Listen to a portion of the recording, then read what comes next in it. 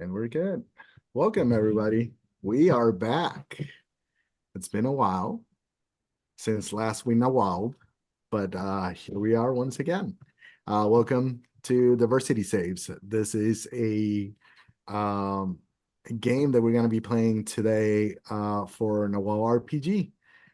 If you have never been here and it's your first time tuning in, Diversity Saves are a 501 nonprofit organization made up of passionate BIPOC and LGBTQIA plus neurodivergent and disabled TTRPG creators. A lot of them are actors, fans, people who enjoy the hobby and who want to work and create an environment where we can amplify the voices of everyone in the community and through the industry. Uh, Diversity Saves has given us the space here to uplift marginalized communities in the tabletop RPG industry. And as such, we are playing a game that is created by Mexican talent from a Mexican publisher. Today, we are returning with a lineup of fantastic people that somehow we failed to meet, even though 75% of this table was in the same city, in the same place, probably walking near each other. My name is Mike Valles. I am the event organizer for Latin Lounge. I do a lot of activities for um, similar activities than Diversity Saves. We try to bring in people from other places outside of the US and inside the US. We run a little place called the Latin Lounge in Gen Con and run games in Spanish and English in different places throughout the circuit of conventions. And I'm gonna let everyone in here just talk a little bit of who they are, what do they do, where they can be found, so that you guys get to meet them if you weren't here for the last one. And I'm gonna start with Jonathan. Hey, this is Jonathan, and I am playing this time Marco de la Cruz. He is a very young, rather short little guy from San Antonio, Texas, who has found his way into Mexico City, pursuing his Nahuale heritage after being basically kicked out of town by his abuela upon finding out uh, his abilities, and not for any malice, just because she felt like he really needed to know where he came from. And he has found this lovely crew, and he got into a little bit of a scrape last time. I'm sure we're going to go over that. Yes, absolutely. Tay. Hi, it's me, Tay. I will be playing Anna Camellia again, which is pretty lucky considering that the way that I drove that taco truck last time, I probably should be dead. But here we are. I will try not to kill us one more time, and I'll be playing the Diablo playbook as I do it, while I wield my obsidian sacrificial dagger. Dang, let's go. Uh, right, and I'm Tay. Hello, she, they. That's all you need to know. Val. I don't know how to follow that up. Hi, my name is Val, or Spacevalkyries. My pronouns are she, they, and I am playing shy because sometimes you got to play what you know. Pronouns are they, them, and they are in axolotl playbook, and they're on the run because they have prototype keycard and shapeshifting powers that people want. Whoops. Whoops, indeed. Whoopsies. So we will be playing a WoW RPG. This is a PBTA game. Basically, every action is driven by the narrative and the fiction, and it is all player driven. I am here just to describe how the world reacts to whatever shenanigans the group and many shenanigans will be had if the previous session is anything to go by. As they roll, the mechanics for most of the action is going to be 2d6, where the standard is if you roll under 6 or less, it is a complication or a failure. 7 to 9 is a complication, a success, a partial success. Normally is either with a complication or you just don't get exactly what you were looking for. 10 or more is a full hit, which means you get what you were looking for, and sometimes a little bit more. We will have some activities because Diversity Saves put this event together to raise funds. So if you donate and you see it on chat, there's different levels of donations. We will have some kind of benefit or complication to make it more interesting for the players today. So please be looking out for that. As a recap, if you were not with us the last time, our little group is a little found family. As we explain a little bit of the characters, Marco came from Texas down to Mexico City, where the story will be driven from, to live with his aunt, Doña Chayo.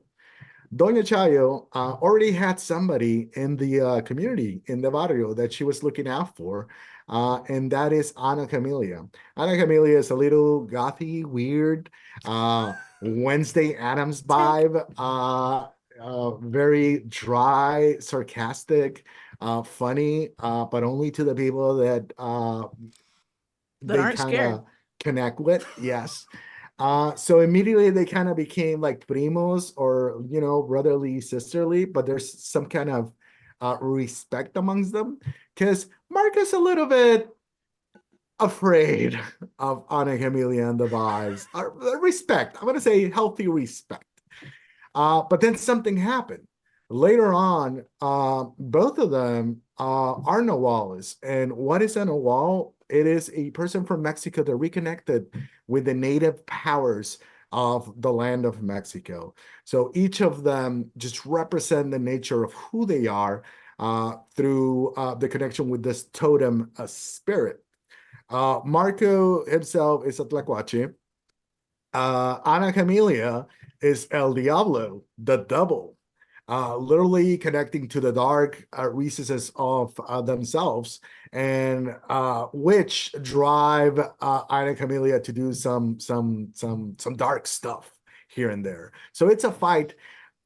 Ana Camelia is Ana Camelia's worst enemy.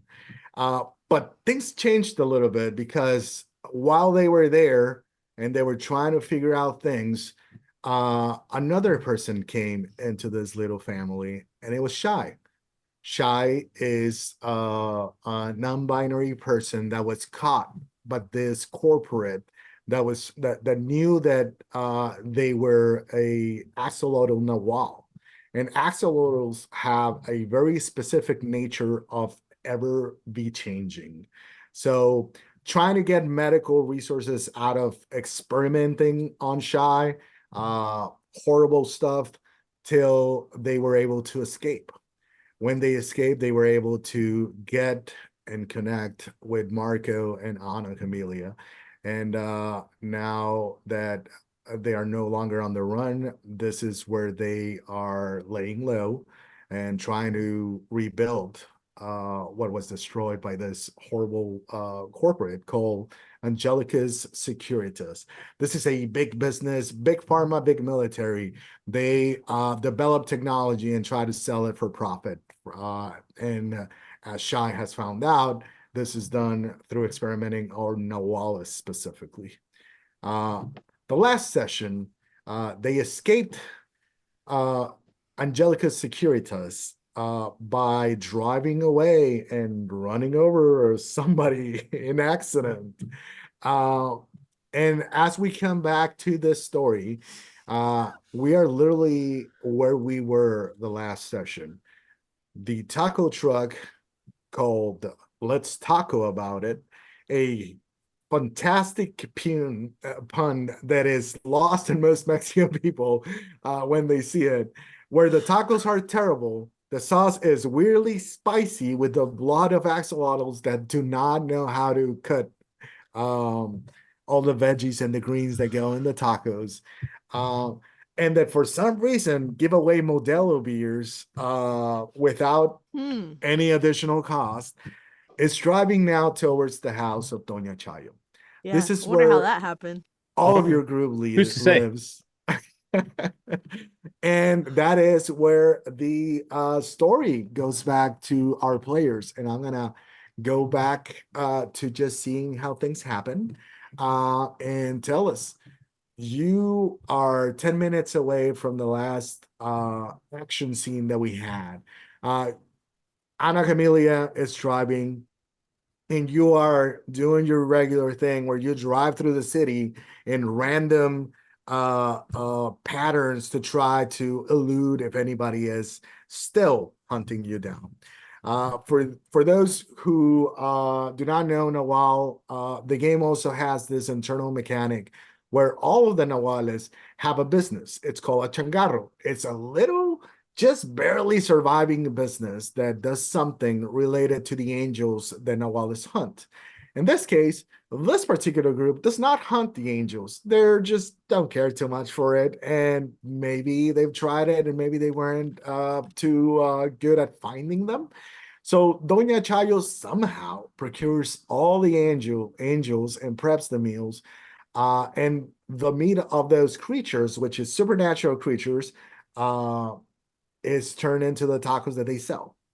So right now, that taco truck is just riding around as you normally do, because taco trucks have a lot of complications. In this case, you're being hunted directly by two groups of people, not one, because the big evil guys in this story are Angeles Securitas, but also Modelo Beer is behind you guys, because before we started the last session, as we created all the story in the background, Marco had a little scam going on and stole a truck full of those of beer from them. Allegedly, not proven. Correct. I take that back. Allegedly, this happened, and now Modelo is just trying to find that beer, and they literally caught up with you guys, and we're asking a lot of questions before everything exploded into possums and bear mace. Is that what we used, I believe, last session to fight this people? I think so. Yeah, that's what he got from his tambache.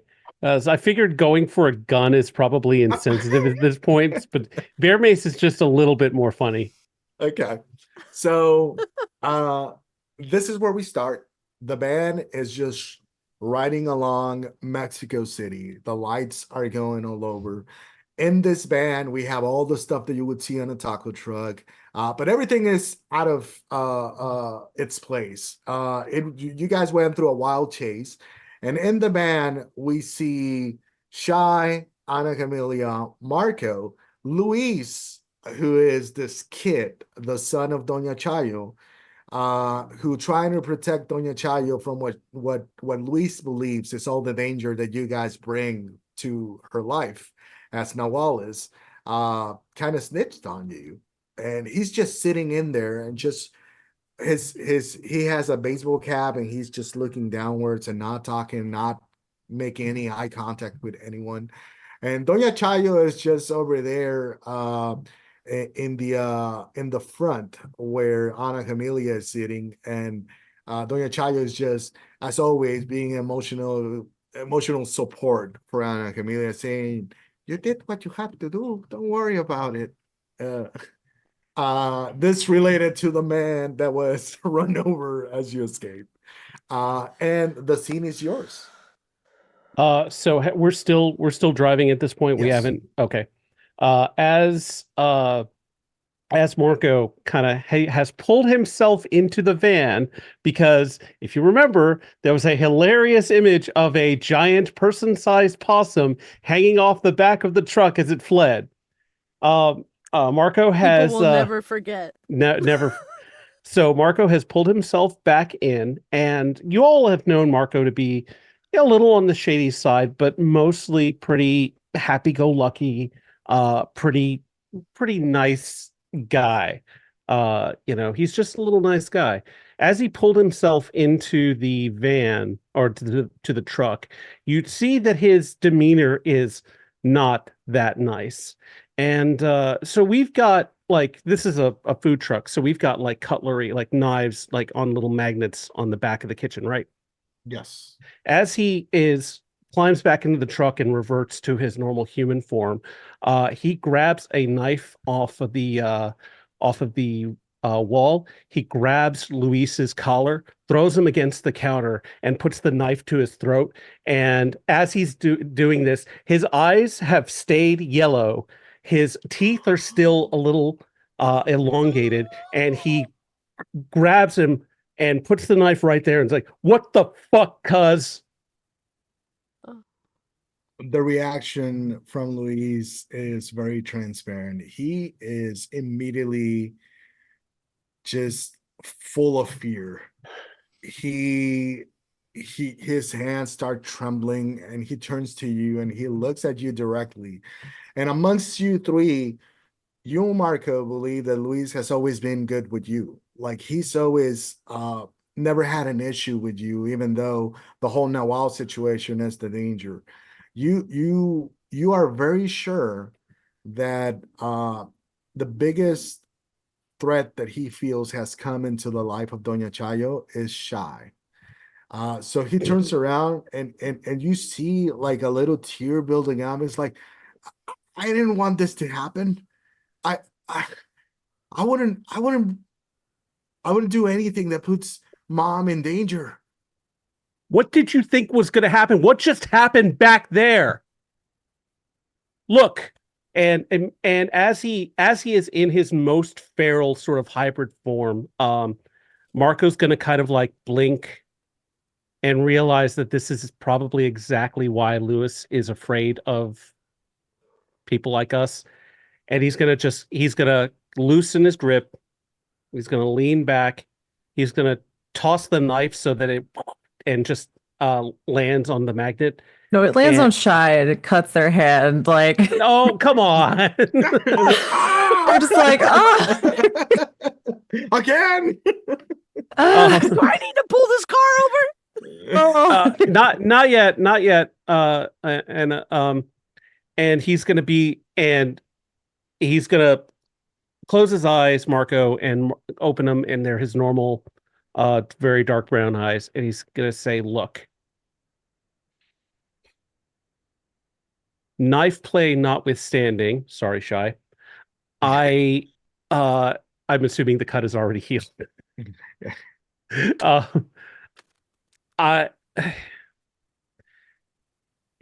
You gotta think about this, because the best people to look out for Doña Chaya, for Shy, and for you are us. You know what we can do. And I'm sorry that I overreacted just now. I don't want you to be afraid of me or any of us. We're all family here.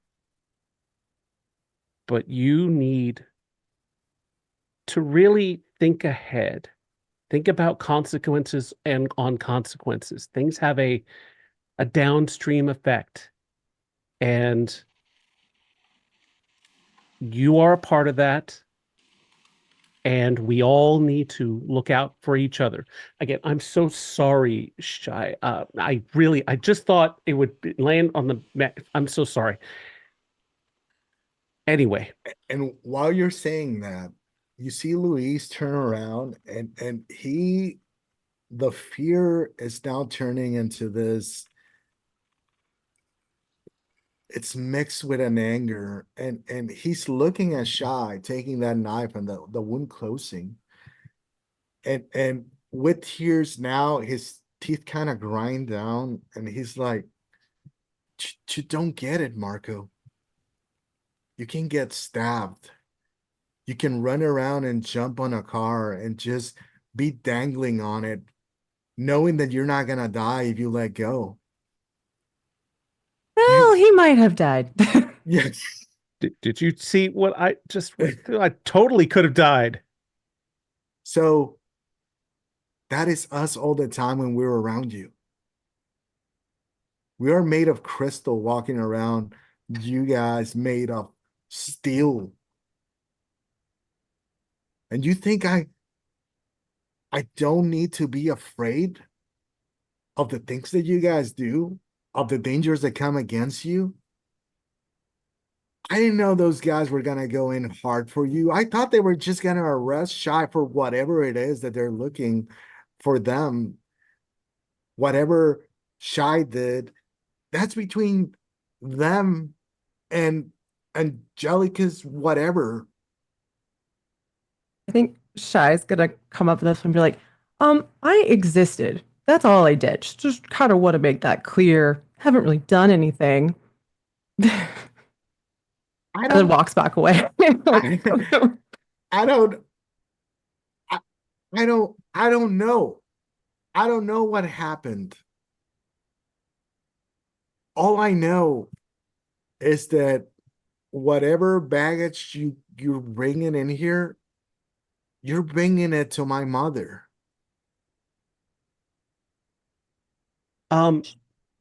Couple of things here, Luis. I've calmed down. Breathing. It's good. Okay, yes, good. And he's gonna pat him on the back, give him a little, you're doing good, cuz. Okay. So, couple of things. One is that all people like us, we're gonna exist whether we're around you or not. And wouldn't you rather have your family be made up of the very same things you're afraid of? Because if we weren't here, then you, the crystal vase, would have no one to protect it. And I know it sucks being the person that maybe feels powerless with respect to all of this, because all of this is happening everywhere, not just here in Mexico City. But you've got us. You will have us as long as you just think, trust in us. Trust in, don't even try. Your mom, look, we make stuff in here. Who do you think gets that stuff for us? She's the toughest there ever has been. She's looking after us just as much as we might be looking after her, and we're going to, and he does this into his chest. We're looking after you. And while you're saying that, Ana, you see Doña Chayo kind of like turn around and just kind of step up from the front of the truck and walk towards them.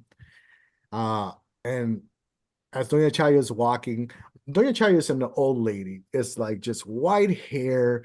It's grandmother Coco from Coco. Oh no. feelings. And she's No. walking over there and just puts her hand on you, Ana Camelia. And she's like, everything's gonna be okay, okay? And she starts walking and gets to you guys as you, Marco, are kind of putting your finger on Louis' chest. And comes and puts a hand on each one and says, we are going to be okay, okay? And she turns to Louise and says, sometimes we know that standing by people who are being attacked is gonna be dangerous, but that's what we do. We stand by them because they didn't do anything wrong. We stand by them because we're family. And even if we are made of crystal, 7 layers of it can stop a bullet. I imagine Doña Chaya's, when her fingers are on Marco's shoulder, they are like the steeliest little fingers, like just like iron. Ooh, that just grandma like grip is. Yeah, she yeah. like Not the grandma Just gave grip. me like a ugh. like she's just she's way stronger than her 4'9" frame would suggest. The claw.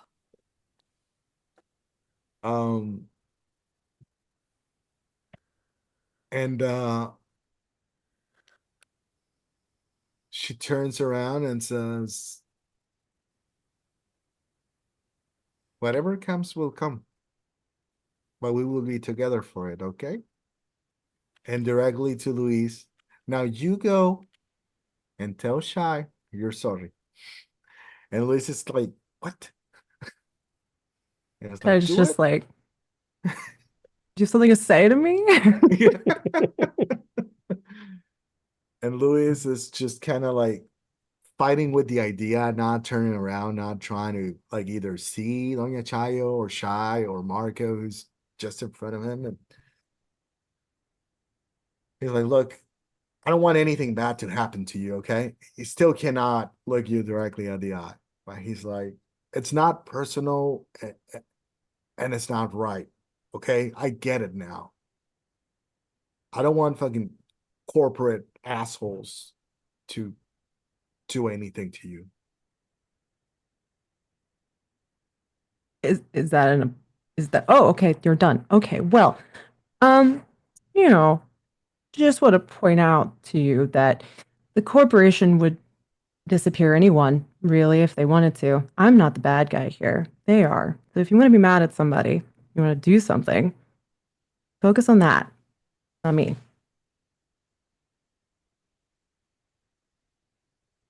Yes. I want to be mad at something. Corporations are terrible. So there you go. They are so bad. Oh my god. Uh Marco's gonna kind of have a little wry grin and say, I mean, just imagine if I was like a more scary, Noah, if my totem was like an eagle or a jaguar. Now you got me because I'm an opossum. And he's like, yeah, that's not you, bro. Of course not. Ana Camellia is looking at you in the rear view, just like, okay. And yeah, Luis just kind of turns around and just, you guys can see on the rear mirror, just the eyes of Ana Camellia are looking forward and everything, but you can see their face. And Luis is just like, now that one is a Diablo. And that's when you guys are kind of riding into the house and getting into the garage at this point. You Ana Camellia parks the taco truck. This is the house. And what are you all gonna do? As we're hopping out of the truck, Marco's going to reach into his tambache and pull out a tube of Neosporin, and he's going to toss it at Shy because it's like, I think maybe in case it itches or anything. I know they heal up, but In case Yeah. it itches. Totally, it is a little itchy. I guess I could do something with that. I usually put Oh, Vapor Rub on it, but Mija, yeah, vapor is exactly what I was going to say. You need a Sprite to go with that? Doña Chayo is like, ginger ale. yeah. You see, you're maturing now. You're understanding the world. And she's walking around and just going through her things, looking for some vapor rub. Shy is just letting this old lady like take them around, and Yeah. I think when they get inside a little bit, the Shy is gonna go to Doña Chayo like, "Are you sure?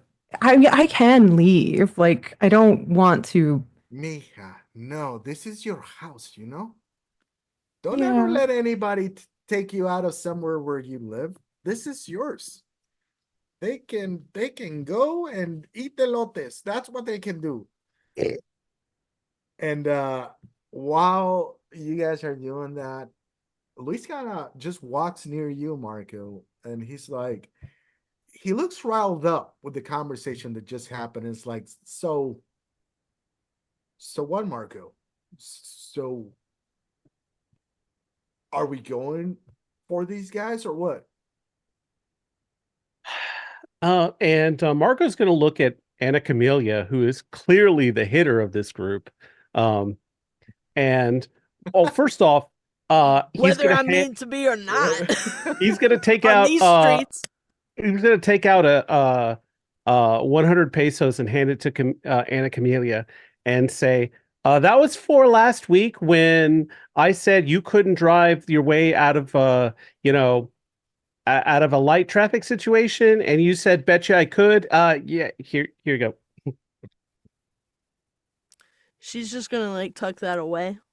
It's never really clear where. It's just everything's a void. Is it pockets or is it the darkness? The darkness in my heart. Yes. It's unclear. Just, put it with the rest. Yeah. Well, what about the rest for almost sending us to prison with your beer scam? Look, I knew it was you guys. You noticed that Luis was not aware. They've been talking about this all week long. Oh, and I said no way. I mean, they're bad, but they're not this bad. Oh my goodness. Shai just is with Doña Chaya still, just over the back of their shoulder. Goes, that's all, Marco. I'm not part of that. Look, at least we're out of beer. We don't have to worry about it. As he's saying that, there's a tarp that's over a very conspicuous air conditioning just tack. kind of flutters and the tarp just goes and he's out, just as beer. he's saying this, he's like moving the tarp over a Modelo logo. And it's like, look, we're not in that anymore. Look, we don't have to worry about it. We're all good. And he's gonna just like wall behind Marco of product. He's like moving, like I said, he's moving the tarp over the logo just so it's not visible anymore. And he's like, and I'm probably gonna need your help getting rid of the rest of this. We'll talk about it later. Let's talk about it now. Oh. Sorry, I had to. You get inspiration in the next game you're in of mine. I think so, yeah. You get it here right now. You can have it today.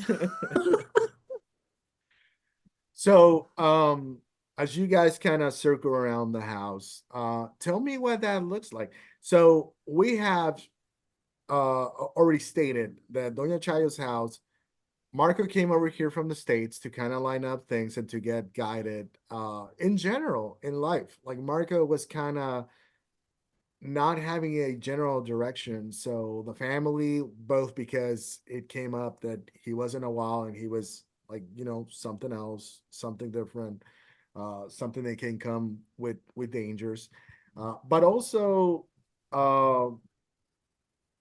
like the taco truck has become like a lining rod for you to focus on something and to take care of something, to have a group that you care about and to do things. What is Marco's room in this house in Mexico City where he has moved in with Doña Chayo? It's a mess.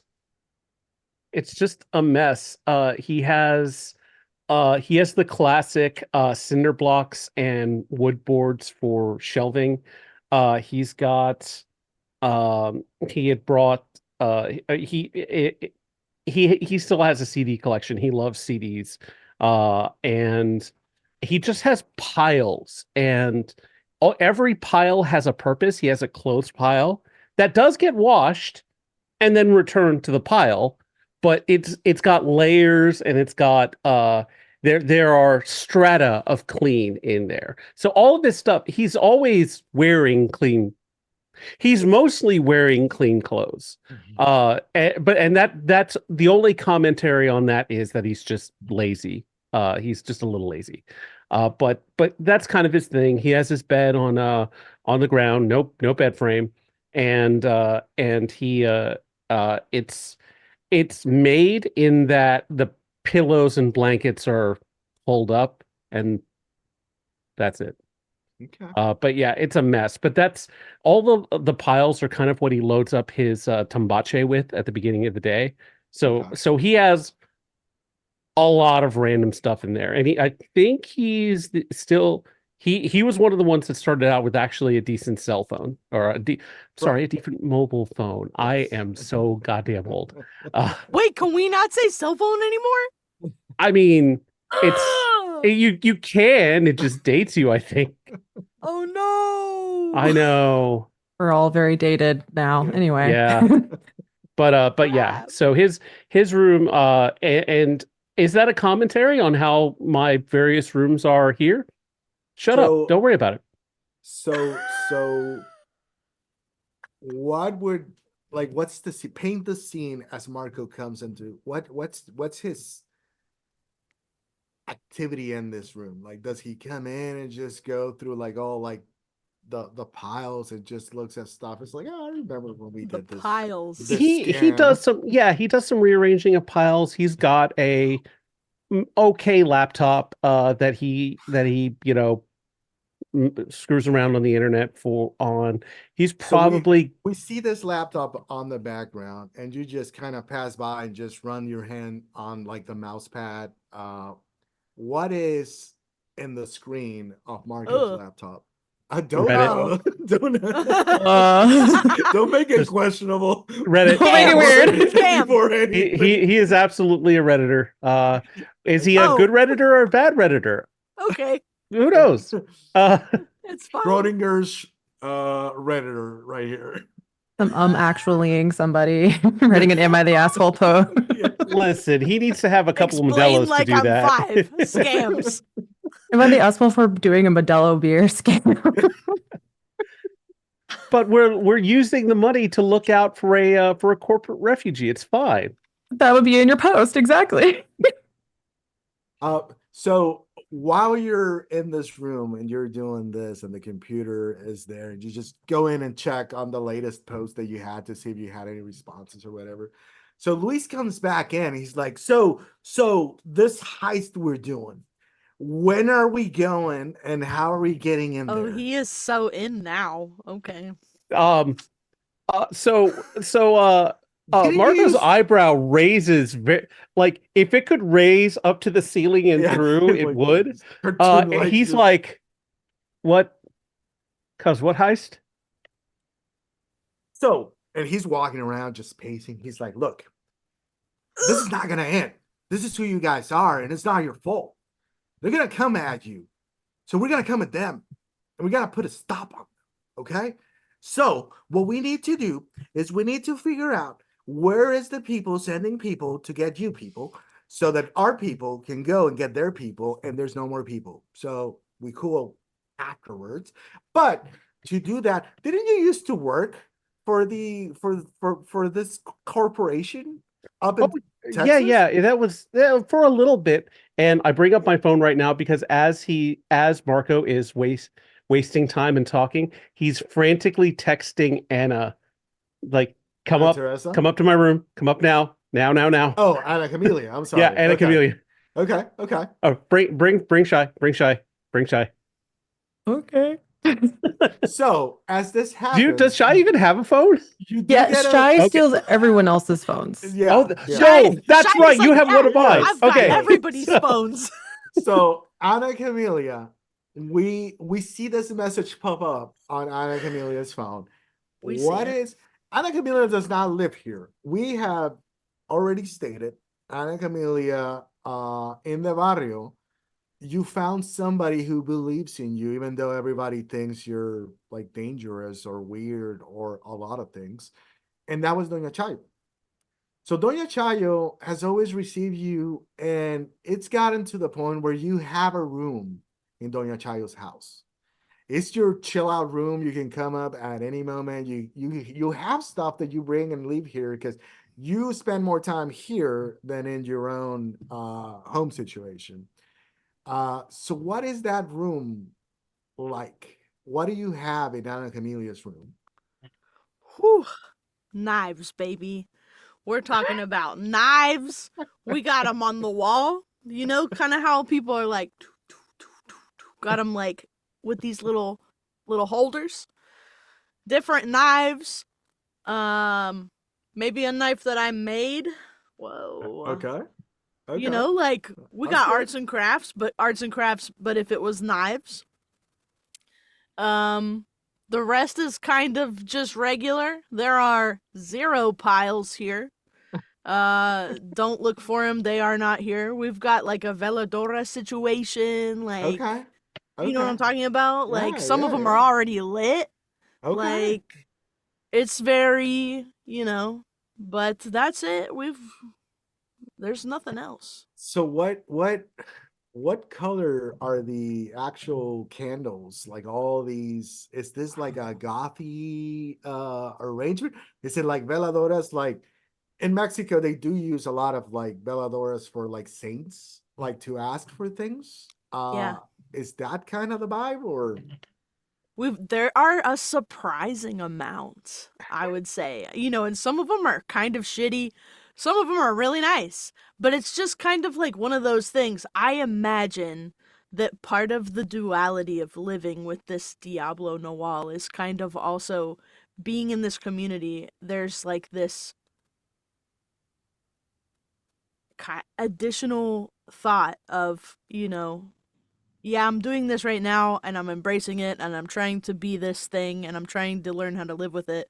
But I'm also trying to maybe on the down low redeem myself somehow. And every time I have the chance, I bring a new candle home. And so I have everything. I have all of them. I have different ones. I've got red ones. I've got like everything. Small ones. I've got some that like don't even, no decoration, just like extra. And I think I just kind of stockpile them. It's like one of those things. You just see a good one, you pick it up, you bring it home. It's just part of the days, you know. You went out and got some groceries, you brought one, you brought another one. People may be like, maybe some of them even come from Doña Chaya. Like, she brings them, I bring them. okay. And they are here. This is where they come. I collect them, I bring them here. And are they working? I don't know. But it is one of the many things that you do as you learn to live with yourself. So in line with this, we just got a $50 donation. So thank you so much. Thank you. This money goes to grants that can be sent over to groups that are working on diversity options throughout the industry for games. With $50, what we do is this is the create an NPC. I don't know who did the donation. If you're in chat, just throw in there an idea, a concept, a name, and we will definitely put an NPC right there. Because it's $50, we're gonna say 2 NPCs. So one of them is just I'm gonna say, well, let's break it apart. So Val, give me child, young person, middle-aged or elderly? Middle-aged. Middle-aged. Tay, give me an adjective. Ooh, delightful. And Marco, give me a name. We'll say. Okay, not any of the names because I almost said Annalise, which is pretty much Anna. We're gonna say There's a lot of Annas in Mexico. God. There's a couple, yeah. Yeah. It's okay. It happens. We'll say Philippe. Felipe? Felipe, yeah. Okay. So Felipe is a middle-aged, delightful musician that plays the guitar and goes to the parks and is one of those musicians that goes to restaurants and they come in and they play songs. And it's a lot of pop music turned into like ranchero or just classical guitar. And for some reason, he knows Doña Chayo. They met somewhere here in the barrio, and he just all the time comes over and brings new veladoras that he has found or that he makes. He's very crafty. And right now you're there, and Philippe just stopped to bring a new Bella that he put together. And this one has some little diablitos.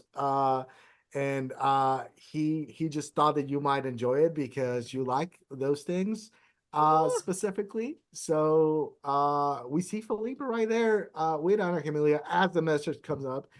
And Marco is like, come over, like we need to have like a huddle. And Felipe is just going on about like I like the colors, and I thought red and black and the purples would be fine with you. So I was like, oh, I want to check if Ana Camelia's in there. I'm kind of like holding it up, observing it. Yeah, this will look great next to my knives. I knew you would love this. Well, Once again, the best. The best. and Felipe is like, well, tell Doña Chayo we'll see her in the market tomorrow. She was looking for something, and I think I might have found somebody who can help her get those specific spices for that mole that she was trying.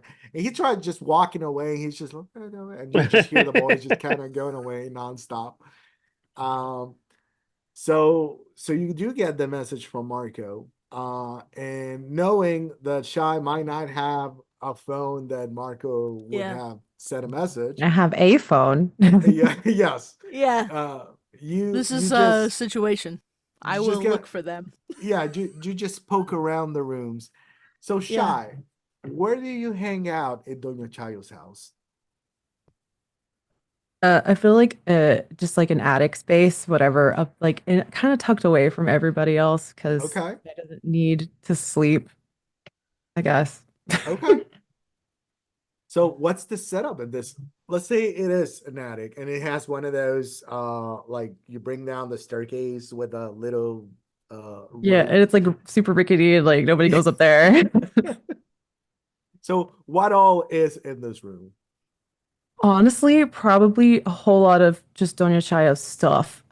Shy tries to leave as little of himself behind as possible because they're just so used to not leaving an imprint. But I think there would be like one, candle that has like an axolotl on it, like a little axolotl pin here and there, just like little knickknacks that they're like, I can leave this behind. So it wouldn't really be a whole lot, but there would just be a little hint. Okay. I like the idea that one thing that kind of made you want to stay here after the difficulties. There's trauma involved in all of the story of Shy. But coming here and the way that you were received by Doña Chayo and Ana Camelia and Marco, it's also figuring out that people have lives and go through a lot of things. The attic has the old stuff from Doña Chayo's youth. There's pictures of her like way back in the day, like 1920 pictures, revolutionary times. And she has the dress, and then she has the bandoliers because she actually fought and some stuff. There's so much history in here, and you see it. There's sections of it. There's clothes where she was married. There's clothes from later on where she started like sewing her own stuff. So there's chales and there's things that she made. There's clothes from other people, potentially children, kids, her late husband. And you can see the history of a single human being kind of wrapped around this attic. And it makes you understand and feel like there's so much in life that can be lived if we just, get to live it. And that's when Ana Camelia just kind of bumps in. If you were going to say something, I'm sorry, I cut you off.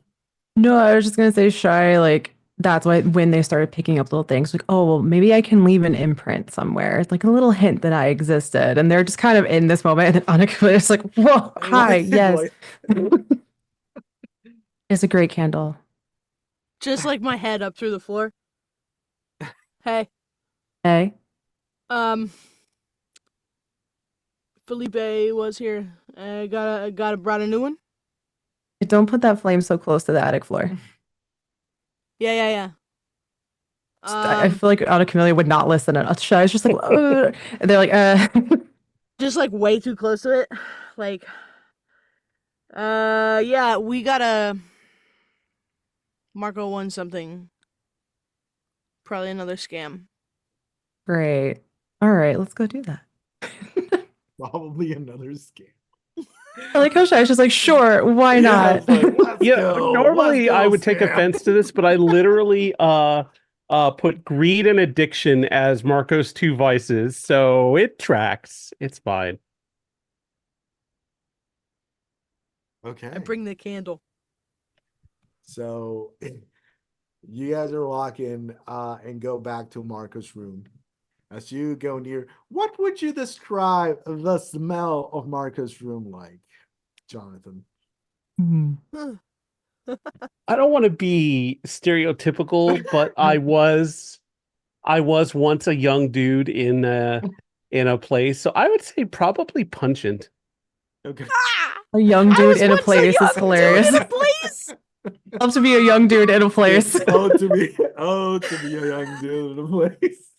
A pungent young dude with a pungent smell around your surroundings. The vagueness of in a place is fully sending me. Just enough awareness of it to not use like an air freshener, but like a body spray, like a spritz every once in a while.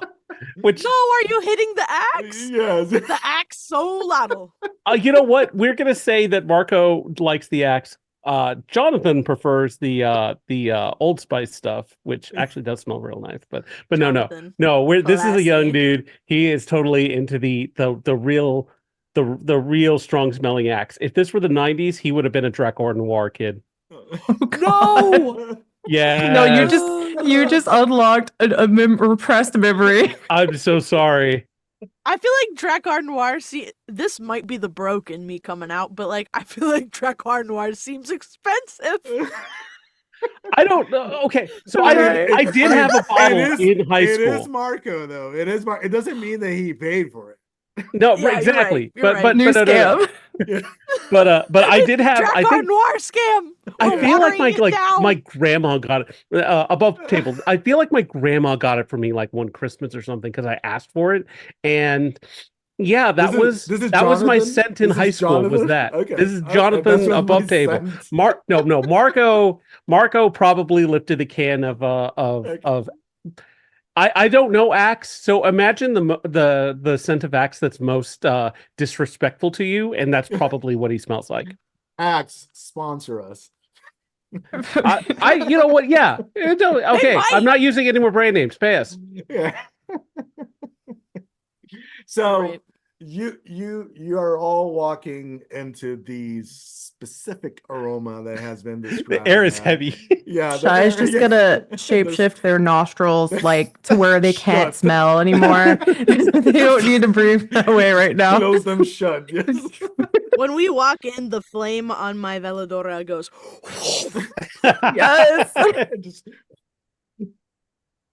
Oh yeah, you probably shouldn't bring that in here. And it could be. So, before we continue, thanks so much. We just had a $100 donation. That is amazing. We do have a special incentive for this game, and it was just taken by this $100 donation. There will be Marco a commission. cleans his room. A song is gonna be is gonna be written for one of your characters, whomever was the donation. So thank you so much for being in here and for donating for this good cause. Fundraising, yay! A Paso Dulce involving an axolotl and a devil. Yes. There you go. In a place. In a place. With a young dude. Yeah. The song is called Pungent Young Dude. Oh, there are literal tears. I'm sorry.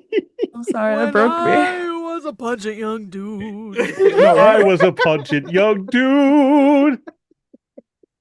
In a place. In a place.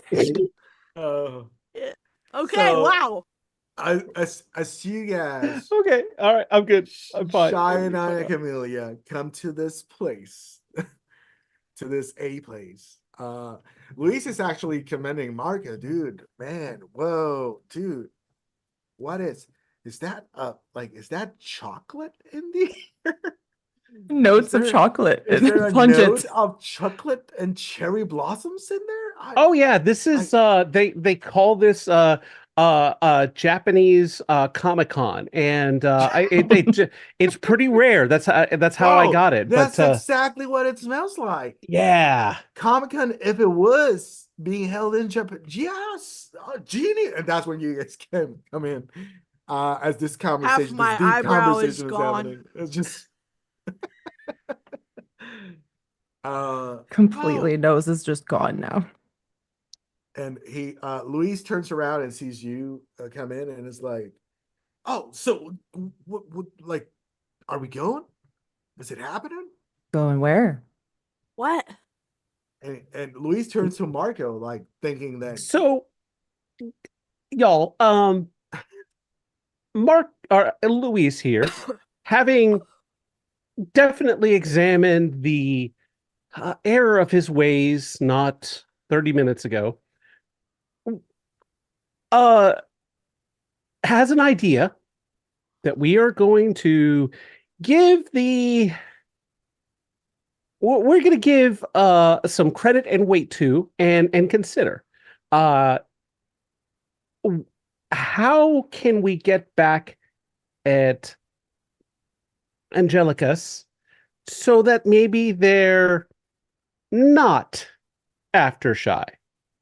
What can we do to either dissuade them or maybe hamper their ability to find them? And I figured that all of our experiences with Angelicus recently, maybe you two would have some input in maybe, possibly giving this a little bit of consideration. And you can see in Marco's eyes, he's trying to give a look of, I don't know, man. This is a bad idea, but we're going to talk about it anyway. Taco Bout It. Let's talk about it Let's out talk of about here. it. Hey. If you laugh, Amelia takes you a are deep breath. contractually obligated to give $5. Yes. Let's talk about it out of your Gets my bedroom. knife out. Yeah. Okay. Oh, okay. Fine. Sure. Okay. So you guys walk out. Where specifically around the house? You go to the kitchen, a living room. Do you go back to the garage where the taco truck Where is Danya Chaya not? The child would normally hang around the kitchen. She's always Okay. You think cooking there- something. You think there's a room in this house that we can go that she ain't gonna hear what She we're hears up to? all. Oh God, you're right. I don't hear everything. She like just Ah! from like 7 rooms across the house just yells like, I'm not like chismosa or anything, and she just I'm the chismosa. We should just include you in this by default. I like chisme. Yeah. That's how me and Anna Camellia bonded. It Gossip. is. chisme Yeah, is we a do. powerful thing. It Luis is. says. I is- guess there's no this is hiding my it from power. her. So yeah, we just go into the kitchen and just Where like, all real conversations happen. yep. So we need to do something about this, apparently, and he side eyes Luis, and we're gonna make everyone feel included. Shoots a glance at Luis. So, um, Shy, I know this is probably not something you're super jazzed to talk about, Not particularly, no. But go on. but and maybe we don't have maybe we don't need to go to Angelica's headquarters or something, but can you think of anything that might be particularly disruptive that a group of slapdicks like us might be able to accomplish? I've never heard Um, that before. I've never, yeah, I'm sorry, that word fully. It's like, oh, okay. You can Um, blame Critical Role because they have referred to themselves as that several times over the last couple of weeks in their various parties. There you go. Okay. They put it into my vernacular. Thanks. Um, does Shy know anything about Angelicus or anything? Do I just get to say yes? They know everything. They stole the blueprints. Yeah, I mean, yes. You do have, so the key that they made That's out right. of was basically done with broken splinters of your bones. Awesome. And they transform into whatever they need to be. And this can be electronical, like, because again, it's you. So even your bones can create the charges and load them. It can open computers, cell phones, like digital doors. You can literally put it in a key, in a lock, like a physical lock, and the bone will turn into the key that needs to go there and open. This was the prototype. You don't know exactly how they made it, but it had to be some kind of mix between mystical ways and something technology based so that it can drive the need up doing whatever, because the key itself is not alive. When you took it, you fried the mainframe where they held all the information, and then you escaped. Now, this is a good question.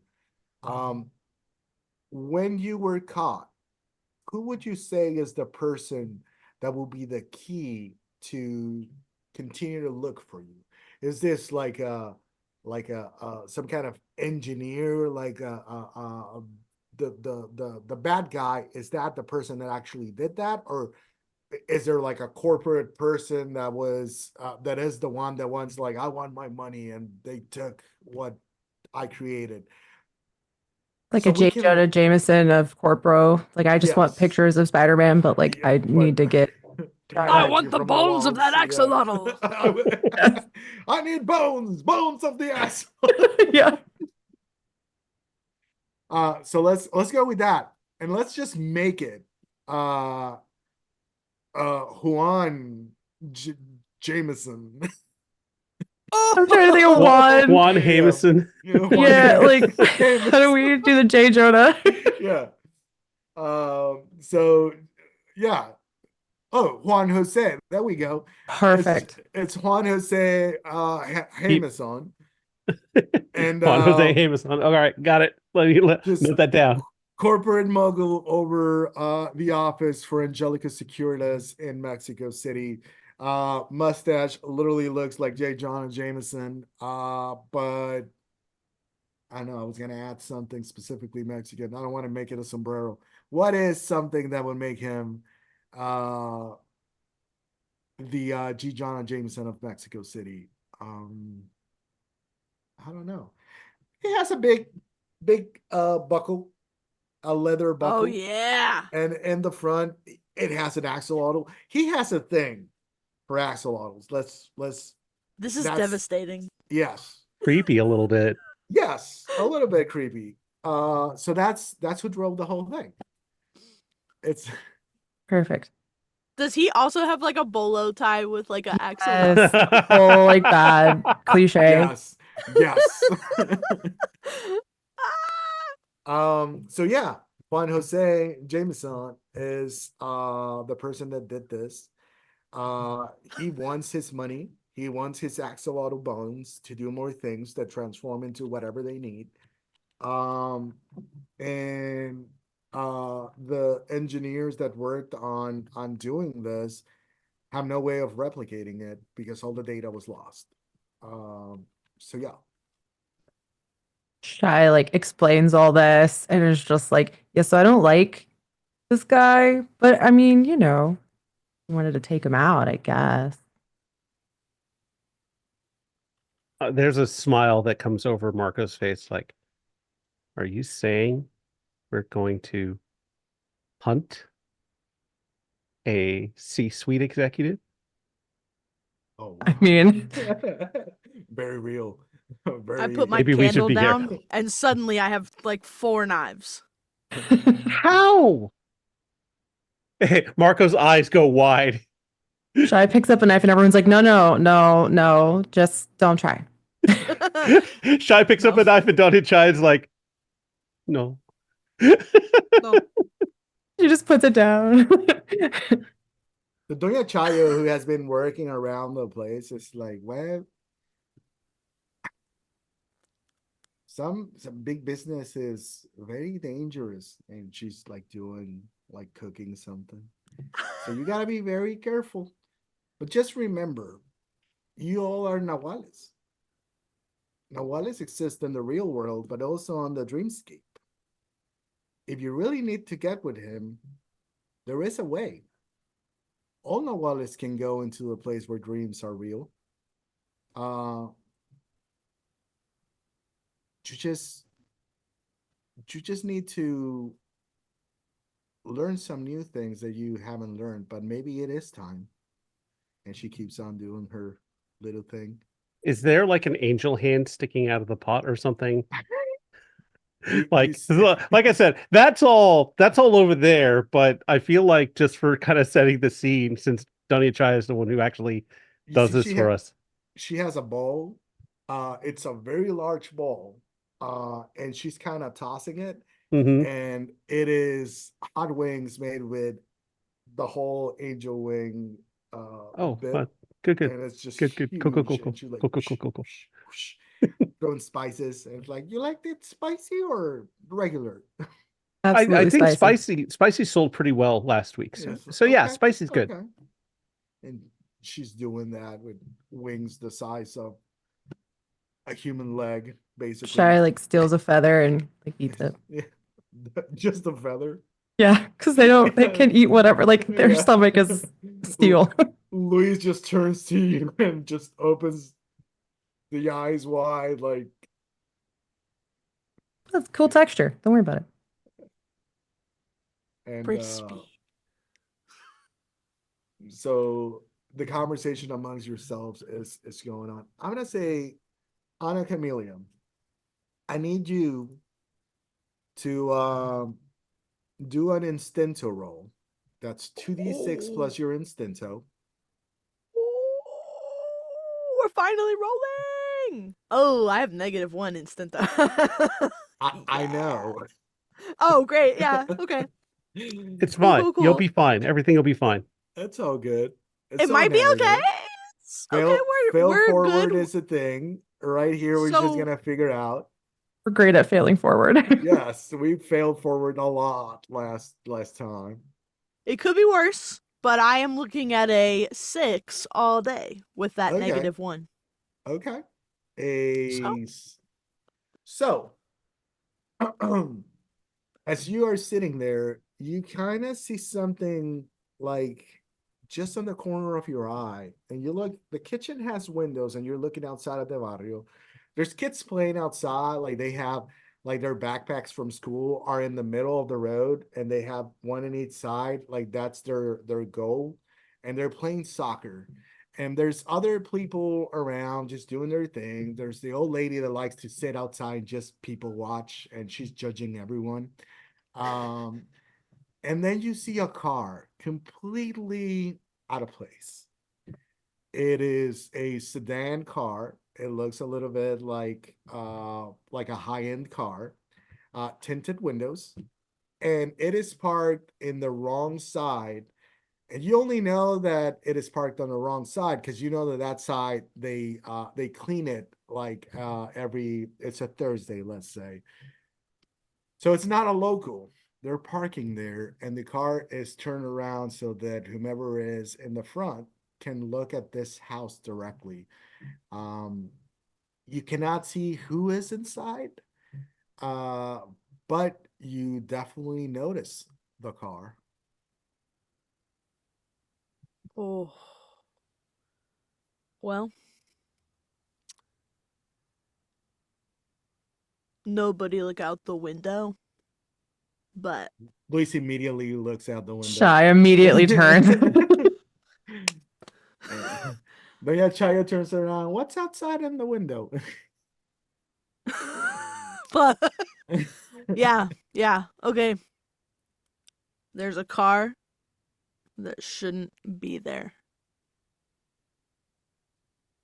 Luis turns to Marco, and you see, she's like all omens and like just with the like poetry, but dark, like something that shouldn't be here. Luis, it's a Thursday. Oh, Read the sign. They do cleanup today, and like all that. Yeah. Why would somebody park there? You're right. Yeah. Shy's just like, oh yeah, that makes sense. Shy, give me a roll with your barrio. Oh, cool. A -1. All right. You picked the one that was a -1, didn't you? We're great. We're all great. Yeah, We're fantastic. good. Is a 10. Right? A 10? Yeah. Nice. Holy. Okay. 6 and a 4 is 10, right? Yes. That's Yeah. not bad. Wait, 6 and a 4 is a 10. And Yeah. then -1. Oh, one. fuck. Yeah, it's a 9. It's a 9. But that's I have good. That's still dyscalculia. good. Thank you for reminding me how to We will math. take it. Yeah. We will take It's it. been a minute. It is the best roll that you could expect right now. That's good. Okay. So you see, Terrifying. while everyone is looking out, because you're closer to the window, you see a man that is dressed with clothes that are like security, like rent-a-cop type. And he's just outside of your house, but not like he's kind of like crouching, so nobody but you can Nah. see him. And he's just kind of with his hands in the back, like and not looking up, like just trying not to be seen, not to be perceived. It's like not be suspicious, but he's being the most suspicious in the process. Just to you, because you're the only one in position to see downwards, because you're closer to the window. So what you just rolled is a figure someone out. You can ask, what are their intentions? What do you wish that the people inside would do? What are you Not really look out the feeling? window. What do you fear might happen? Or how could you get that person to do something specific? This is not a question that you're gonna make to them. You're making that question to me as a Murakami, and I'm gonna give you a straightforward response. You read this through how he's moving, what's going on, what you see on his clothes, and everything. So you can select which one of those questions. I'm gonna repeat them because what are your true intentions? What do you wish that we would do? What are you really feeling? What do you fear might happen? And how could I get you to do something in particular? Like it could be, how could I get you to leave? Or how could I get you to help us out or not be creepy and just crouching around our house? I think I like that. How can I get you to either help us out or come inside and give us information on what you know? Okay. Whichever one. Okay. Best. So you sense that this person is a little bit nervous. You see that they seem to be young and the clothes are barely, like, this is the first time that they're being used. It's a new person at the job that he has. And he's very, very nervous. You feel that if you approach them directly, they might get overwhelmed and kind of go with it, and at least kind of hear you out and maybe even give you the reasons why they're there. In game terms, you might need to do another figure someone out move, which is basically narrative speaking. PBTA, you don't call what you're like what move you're doing. If you question him, you might get more information. That's what you get from it. Okay, I would like to, I guess, question him more. Okay. But at this point, you're at the window. He's outside. How are you gonna get him, like, to confront him directly so that you can actually get him in? Shai like opens the window, looks out, and is like, "Hey, you good down there? It doesn't look like good for your back, that posture." Oh, the guy kind of reacts and he just like, "Oh, I'm sorry. I really have to go and I'm very far away from my offices." And he kind of like mimics like he's like closing his pants or something. And you're Was like, he gonna pee on our house? Terrible cover. and he's like, "No, I'm sorry. I'm sorry. I didn't mean to offend." And he just kind On of the window? It's like that's why I was crouching. I'm not a creep. Or a security guard of any kind looking for us. Imagine peeing on somebody's window. I wasn't doing it on the window. It was against the wall. I didn't thought it was terrible. I'm sorry. Bruh. I really have to get. Yeah. Guy just goes, no, we know who you are, I think. Shai's like, do I know? Marco leans over. I didn't even realize there was someone there to Anna Camellia.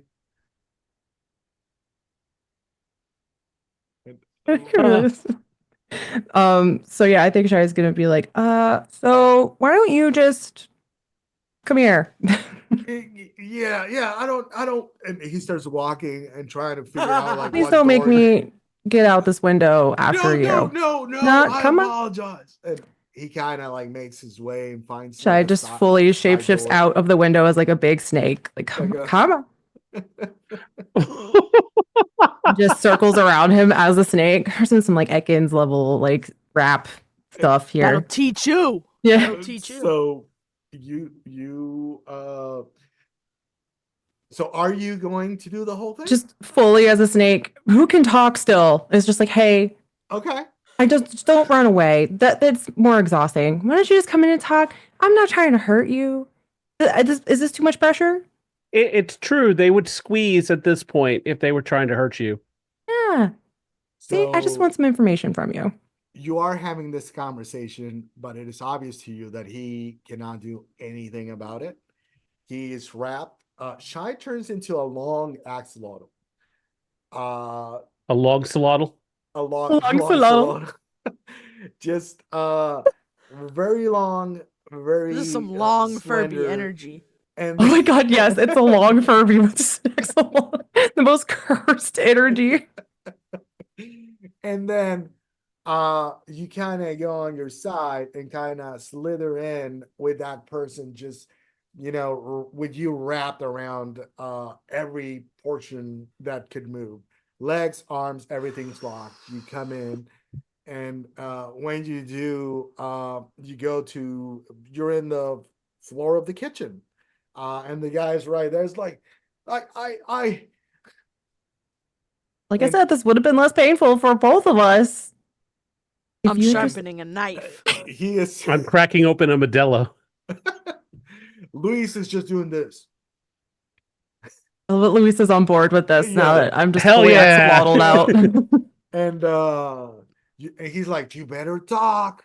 And Shai is just asking just barrage of questions, and you're playing the situation, which is completely to your benefit. Obviously, there's danger around this person. They're in the house.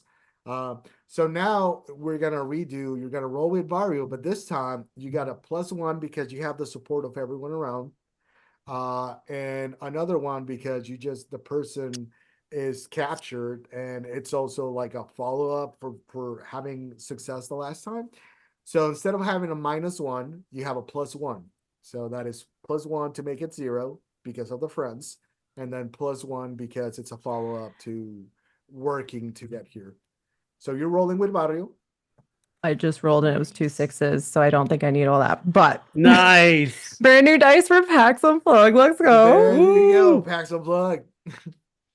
Making it happen. I'm very happy with that.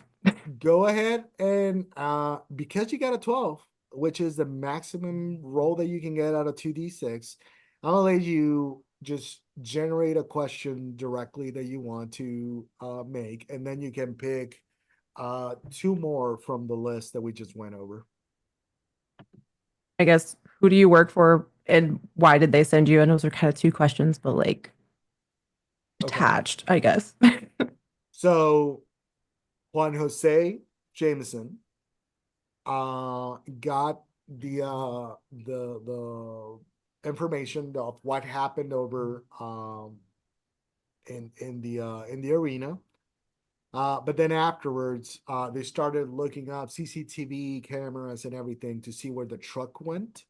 And then the closest they could get, they sent people. And this is one of 6 cars that are around the barrio that are moving around asking about a specific taco truck called Taco Bout It. Great. This guy right here just kind of fortuitously and ended up right at your street. And he asked somebody, and they said that this was the house where the people that work this food truck are. So he wanted to check in before he called them to say, hey, they're here. Okay, well, obviously don't call in anything. Yep. And then what was the second question? I'm sorry. Oh, why were yeah. they sent over here? Okay. And you got another question that you can make. Remind me what the list of questions were again. What are your true intentions? What do you wish that you guys do? What is he really feeling? What does he fear might happen? I think what does he fear might happen? Because he seems very scared of us and Okay. or maybe his employer. I don't know.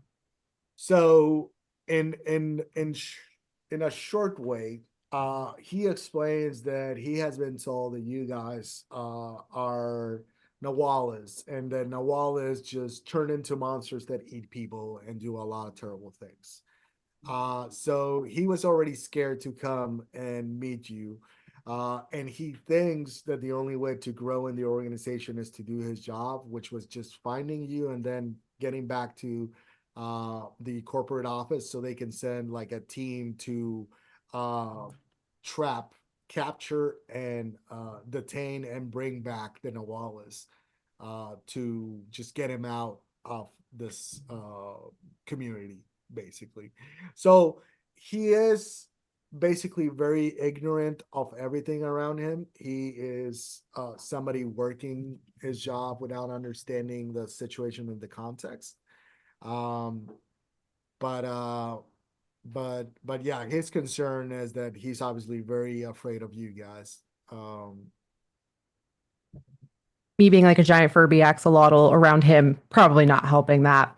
I think Shai is going to be like, well, does he basically say all this to Shai, or does Shai kind of intuit? Yeah, you kind of bring it out like that. You have conversations, and then you kind of connect things, and then you talk amongst yourselves.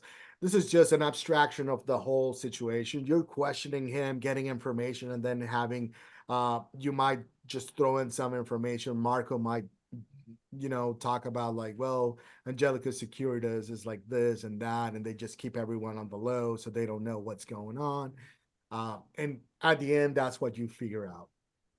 And all of you are on the know. Like you get to this conclusions as a group.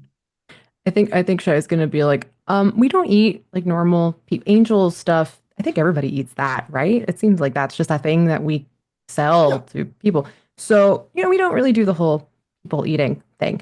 But also, they don't really do the upward mobility thing, right? Like you just doing your job like a good little guy isn't going to get you anywhere. So. And he's kind of like, just like, oh, I've always been told that, you gotta be a good part of the mechanism and, put your shirt on for the team and do what you can. And they call you a family. Yes. Pizza parties. We are called a part of the Angeles Securitas family, and not pizza parties because those are too expensive, but Sometimes they bring in like something like, like ice cream sandwiches, but not the best. Just, Oh yeah. Yeah. generic brand. But people seem to like it. Uh, that sucks, dude. Yeah, you could What do better. We could help what you do better. what is You want to help us? what is life? You're just realizing capitalism is not going to help you. The mechanisms are just in there to ruin your life. Yeah. They, Uh, they said as one as day. he's still wrapped up by the long swaddle, Marco's gonna kind of pat him on the shoulder and be like, "Welcome, Romano. Welcome." And do you let go at this point? Like just kind of, I think she's asking, like, are you gonna snitch on us if I let you go? he's like, I'm not going back, dude. This Perfect. this sucks. Like, It does suck. Did we just get another one? I love to say capitalism is evil, and everyone's joining us like, yeah, capitalism is evil. Like, yes, it is. um as you kind of let go and stop the pressure and kind of like uh on slither from him, I guess. Slither. He just takes his little logo from the shirt and just pulls it off. And Oh no! Hey, as he's going to rip up before you do that, hey, but you want to trade?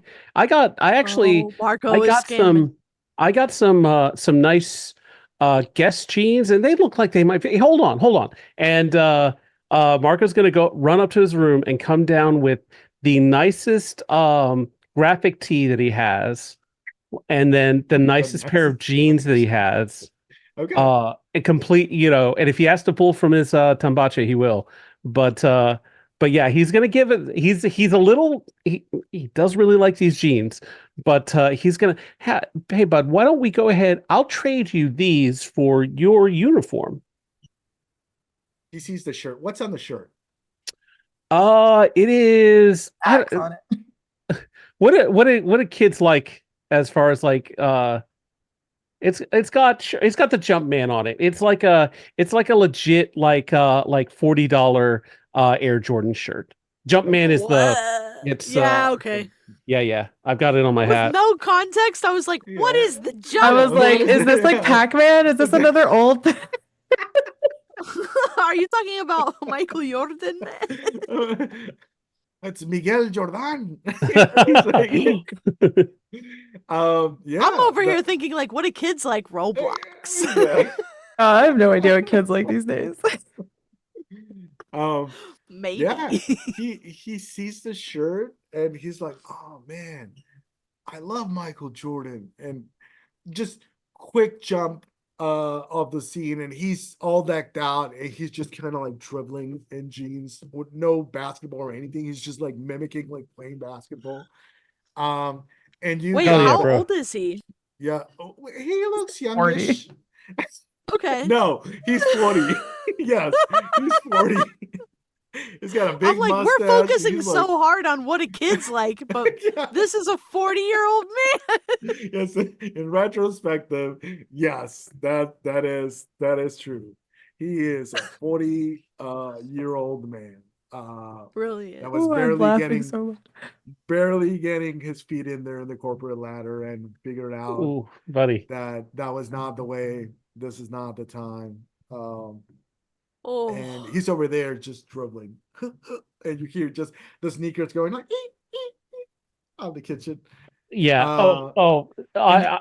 Marco was loath to get rid of those, but he wanted the whole ensemble. And as hero. as our boy, what's this guy's name? Miguel. Miguel. Sure. Miguel, yeah. As Miguel Miguel the Run. jump man. Yes. He's the jump man. As He's our as jump Miguel man. is enjoying his new threads, you see Marco come out wearing His the old corpo uniform, threads. and he's like, I think we have an in. Perfect. Luis is like, let's go. And he grabs two knives. Whoa, Hold whoa, on. whoa, whoa, whoa. He puts it, Stabbed Shy on accident. Next scene, he's just putting that Imagine, like, one nice of them bag. somehow goes through your hand, just like clean through. It goes through my weird like tail thing that I'm still trying to slither and figure out. I'm just like, come on. Hands you, Marco hands you the vapor rub. Yeah. Okay, but this is the personality of every Luis I've ever known. So True. Sorry, IRL Luis. Very. Or not. I don't know. I feel like Shy is gonna have a little tail, just like a little axolotl tail for a few, like just a few scenes because that was just a really long stretch. And they're like, I can't get it to go Put it back in. yeah. It's just moving and very It's lively. just an and you're overstretched like arm or something. Everyone's like, "Are you good?" And they're like, "Give it a minute. I'll get there. It'll happen. It's fine." So your new friend Miguel hands over the keys and says, like, you can tell them that I'm out, and gives you the keys. If you would just take the car back. I don't want to, be like go to jail. Take it back. Don't worry. Don't worry, bud. Yeah, we got that. Here, help yourself on to a Modelo on the way out. And he grabs a Modelo, and then Doña Chayo is like, Mijo, do you want some angel wings? And he's like, oh, I would love that. And he just goes. We'll leave them to that. Yes. And you guys leave, like you're out of the house and you see through the windows as you're walking, and inside he's sitting down, just chugging his Modelo and just having that huge wing, and then Chayo's telling him like a story you suspect. You don't know what's going on, but yeah, they're having a good time. we saved him. Left at peace, and he Saved him from capitalism. Yeah. And as you walk out, slow motion, we see Shy, Ana Camelia, and Marco, and Luis at the side, no knives on his hands, just walking to the car. What do you want to do? Well, Marco slips on the name brand aviators that he had in his pocket the whole time, and slips them on, and he's gonna be like, let's go make some trouble. Shy trips. Luis During the slow-mo, like Marco's got his glasses on, like tripping over their own tail because they forgot it hasn't quite gotten in yet. Anna's probably doing something cool with the knife. What is Ana Camelia's slow motion? Just like that's but then knives. I'm like, hey, that's knives, I hope. yeah. That's all I got. It's not pencils or. It looks cool at first, and then like Shy trips. Marco like sticks one of the sunglass thing in his eye. He's like, and it's like, and that all happens in slow mo. Yes, but he's like putting it like, but then I'm like, I drive. Don't know how. All right, so go for it. And Marco takes off the hat that has the Angelicus logo on it and puts it on your head. Okay, but still like super goth. Yeah, same, still really same goth. person with just the hat. Yep, exactly. Yeah. So Okay. like, what's the plan? Let's literally set a fire under them. Let's go wherever these guys are coordinating the search. Let's just burn it down. Didn't Doña Chaya say something about dreams? Oh, Luis is like, oh yeah. And do we need to go talk to mom before we leave then? We'd hate to disturb that cool slow-mo. So we've got That all this is stuff from unfortunate. there. Maybe if we all just like we pause for a second, but we're in this car that was in the same place where we need to go. Maybe if we reach out here among all of this stuff, that is from there and has that same negative energy, maybe we can use that to get in. I don't know. Should we try it? Let's try it. Like right now. Because Like right now. when Chaya said all Nahuales can do it. That's Is that what she said verbatim? And so Yeah. like so Anna Camelia's driving. I think probably Marco's Oh, riding wait. shotgun. So Should we pull we're over? but she's in they're in the driver's seat. So Yeah. he's gonna turn around to Luis, who is in the back in the second row with Shy, and he's gonna say, Luis, we're gonna close our eyes and we're gonna try something. So just keep a lookout, and if something happens, wake up Anna Camellia, because she'll be the one that can drive us out.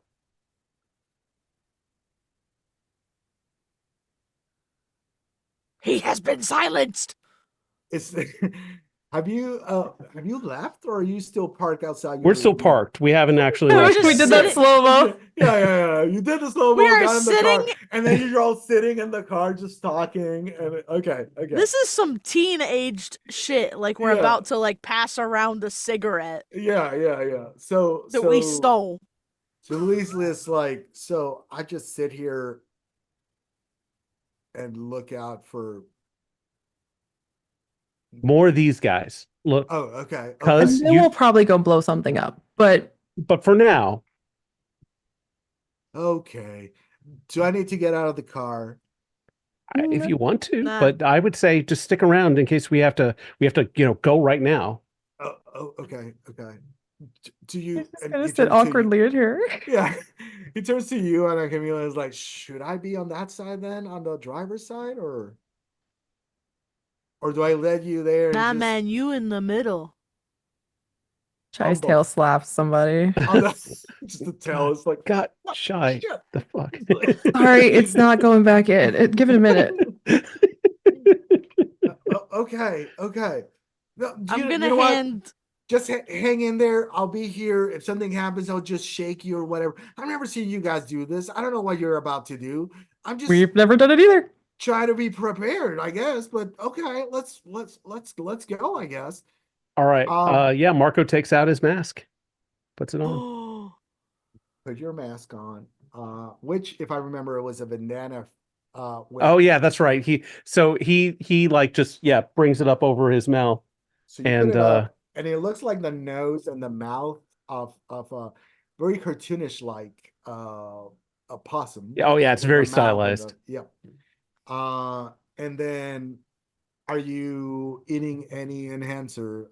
If you were not here with us the last time, when Nahual turns into their Nahual form, which is this hybrid of their totem and a human being, they put their mask on to facilitate the process and they can eat an enhancer. In this case, we have two types, the heart of heaven, which is the heart of an angel, and the heart of earth, which is a big chunk of peyote that you get to eat, which connects you to the supernatural abilities and lets you more easily turn into the Nahual form. So Marco, I think, has still another enhancer. I think so. Yeah, if we started with one of each, then I think Yes. because I think he used his heart of the his angel heart last time. So yeah, he's gonna hit the peyote or the edible peyote. All peyote is edible at least once, and you absolutely do that. And you guys see Marco just turn again into this gigantic possum in the car. He's kind of like, because he's a little bit bigger than a regular oh human no. being. And then Shy had already kind of started shapeshifting over there. So you just see Shy let go, and her human-like visage kind of turns rosish, purplish. What is the colors of your Nahual form? I think because I am just this level pale, it's just this, but like pink for bright red. And I'm like, this is embarrassing, but yes, it's fine. Yeah. Me, but blushing aggressively. Yeah. Okay. And yeah, and they So- have like the little things on the side, like a cute little Yes. whiskers. So you go into your Nahual form too. So huge axolotl, pinkish pale hues. And then Ana Chameleon. I have one small candle, and I'm just gonna light it up in the car. Hmm. And the Diablo comes with a lot of like shadow powers. And so I inspired by Shadow Veil, which is a move that I have where I can protect myself with my own shadow. I decided that my mask would be kind of like Smoke. almost like a smoke layer that happens like in front of my face, and I think depending on like, if you're looking head on at me, I think it kind of moves a bit. Yes. And I imagine like that it shifts, but like whatever you perceive the Diablo to be, maybe that shows back to you. I love that. And maybe So- that's how I kick it off, is like that's why I've got all these Veladora. I'm like using this, I kick it off with the smoke. Okay. So you put the candle on and the smoke starts kind of swirling and turning into this misty coils that turn around and just stay around your face and start moving. And Luis is looking at you, and at first he sees Marco eating peyote, and then you turning like your candle on. It's like, are they gonna be doing drugs? Is this what they do? And then the smoke kind of turns into that, and when you turn like your eyes up and you see him, he looks scared. He's looking at you, and whatever the smoke is reflecting in your face right now is the most terrible thing that Luis could imagine. He is just, you see the color just drain from his face as he's looking at you. And he's like, are you still there? Because he feels like maybe something happened and you are no longer there, which, ironically, is something that you have felt when you let the Diablo take the reins of yourself. But as you do, the smoke kind of expands, and suddenly your body kind of covers with this grayish, dark smoke mist that goes around you and covers your whole self.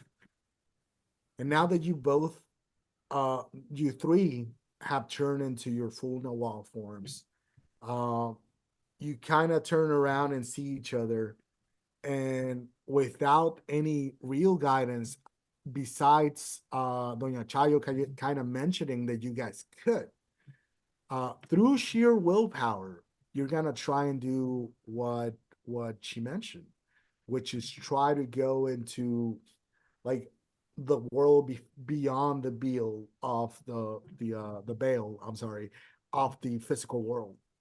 So I'm gonna need all of you to roll with instinct. Ooh. I think I have 0 and awesome. If you're in your Yeah. Nahual form, you get a +1. I get a +0 then. You said I get a +1? Yes. Okay, so that's a 5, 6. Did not roll as well. I took all my good luck on that one Yeah. roll. Well, we go back to the fact that you had advantage because of, what was it? You said something. Oh, I made the the Taco let's Bout It talk pun. about one. The Taco Bout The It, pun. yeah. There we I go. did Twice. that. So let's give it a +1 for that. I That guess makes it's it a 7. 7, And yeah. that is a success, a partial success. Marco, 11. 11 is a full hit. Ana Camelia. Thank you, new dice. I had an 11, but I'm -1, but we have a +1 because of being Nahual, so it is just gonna be 11. Okay. So what happens is you three are in the car, and suddenly Marco turns around in his possum, with his full-on possum head, and he's just like, and he just kind of turns into a slither of colors and magic and disappears. Ana Camelia, kind of just vanishes. It poofs into smoke.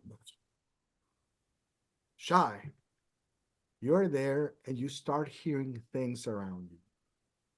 You can hear the sounds of different animals kind of chiming in, and all like a single voice of 1,000 different animal noises. And it is so close, but then it starts kind of going away.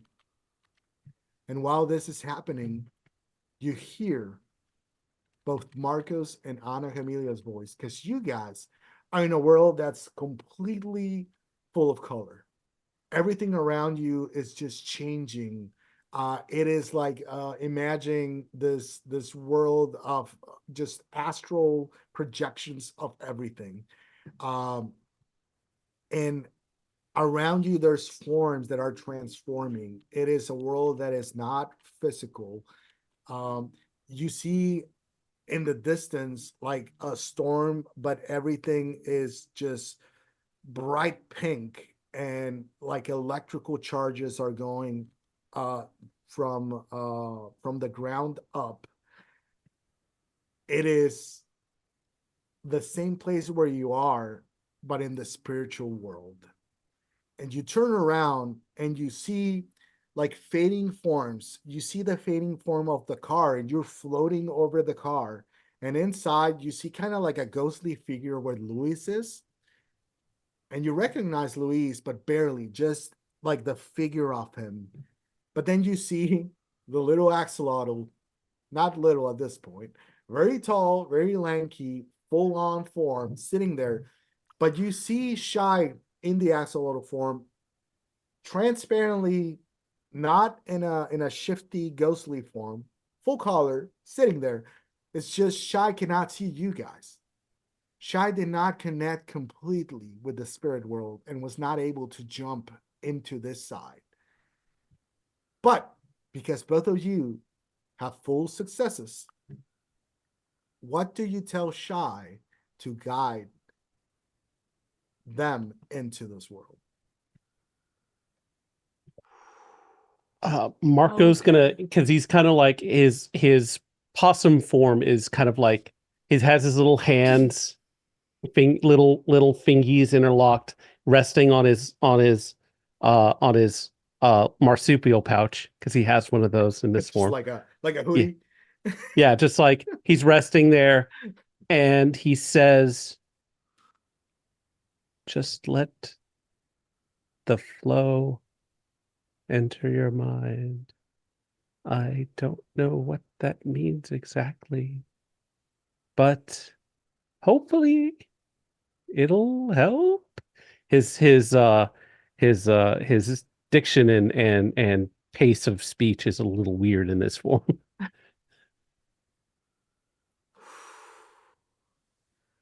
Okay. I want to reach through the void with because the only powers I have are shadow based, and I am able, my shadow acts on its own. So shadow it moves.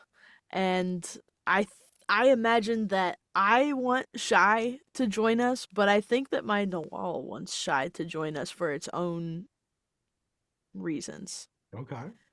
And it's rare that we agree, because the Diablo playbook is kind of like a Antagonistic difficult. between the Yeah, like you and the Nahual are kind of at odds a lot of the time. And we don't always work together, but I think in this case we both want the same thing. And so I think that that's powerful. And I think that while I want this, the Nahual wants it as well. And I think that we together reach through the veil, maybe not to touch, but to just indicate the way. Love that. So in the physical world, you're sitting there. Luis is over in the front, and he's like, "What the fuck is happening? Did something go wrong? Shy, did something go wrong?" And as he's talking, he's turning and looking at you, and you see the sun like just casting his shadow just like regular, and the shadow is over in the middle, like the driver and the passenger in the front, and in the middle there's their thing where you put stuff in it. That's where his shadow lays. But then the shadow kind of turns around and it looks like the silhouette of Anna Camellia with little horns, and the shadow kind of turns on its own, not following Wee's movement, and turns to you and starts kind of mimicking with the hands, like doing things. And then you start hearing both Marco's voice and then Anna Camelia's voice, telling you to, just try Something harder. about a flow? Yes, the flow and these things, and you're like, You're gonna what? feel Like- it. Don't be so That's, tense, Marcos. man. That's Marcos peyote. Do you have a Made him heart of talk real earth? weird. So, yes, Val just mentioned that they have a peyote still, a heart of the earth. And you did see that Marco kind of like crunched into one. So you think maybe this helps. Is this the right way? Is And this the then flow?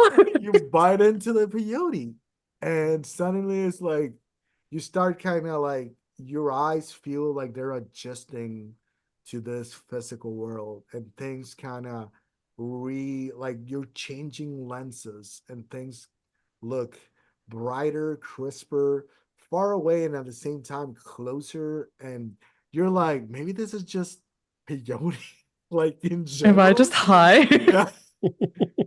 But then it's like hyperspace traveling.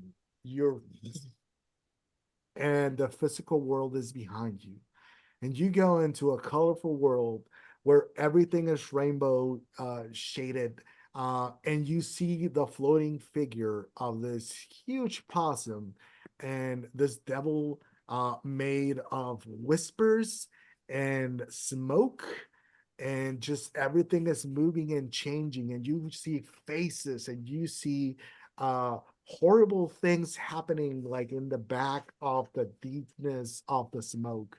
But you recognize these are the Nahual forms of Anna Camellia and Marco, and you are now in this world of dreams beyond the physical world. Okay, so I found the flow. It was the peyote all along. Yes. And you see Marco do like as if he's swimming in the air, his little Right. possum like circles. The flow. I think at this point you're just high, but okay. Yeah. Oh yeah. And We did it. you did it. You were able to connect. We won. And you won. You won the WoW RPG. You have discovered a new ability that will be available in the new book that's coming for Nahual RPG for Dream Wars. Nahuals are always and have always in the folklore being connected to the world of spirits of dreams.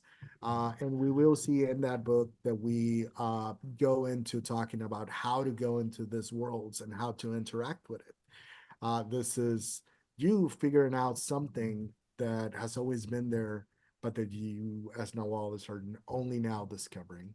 And Doña Chayo was mentioning this as a way to kind of sift through this world and then go back once you were inside. But also at the same time, that's kind of what you're going to do with the car, because it's so labeled as if it's for the corporate. So you can literally just go in and show the badge and go in and not have to do this. But you got options, right? This is more fun. Also, Well, Marco this can just- do that. Yes.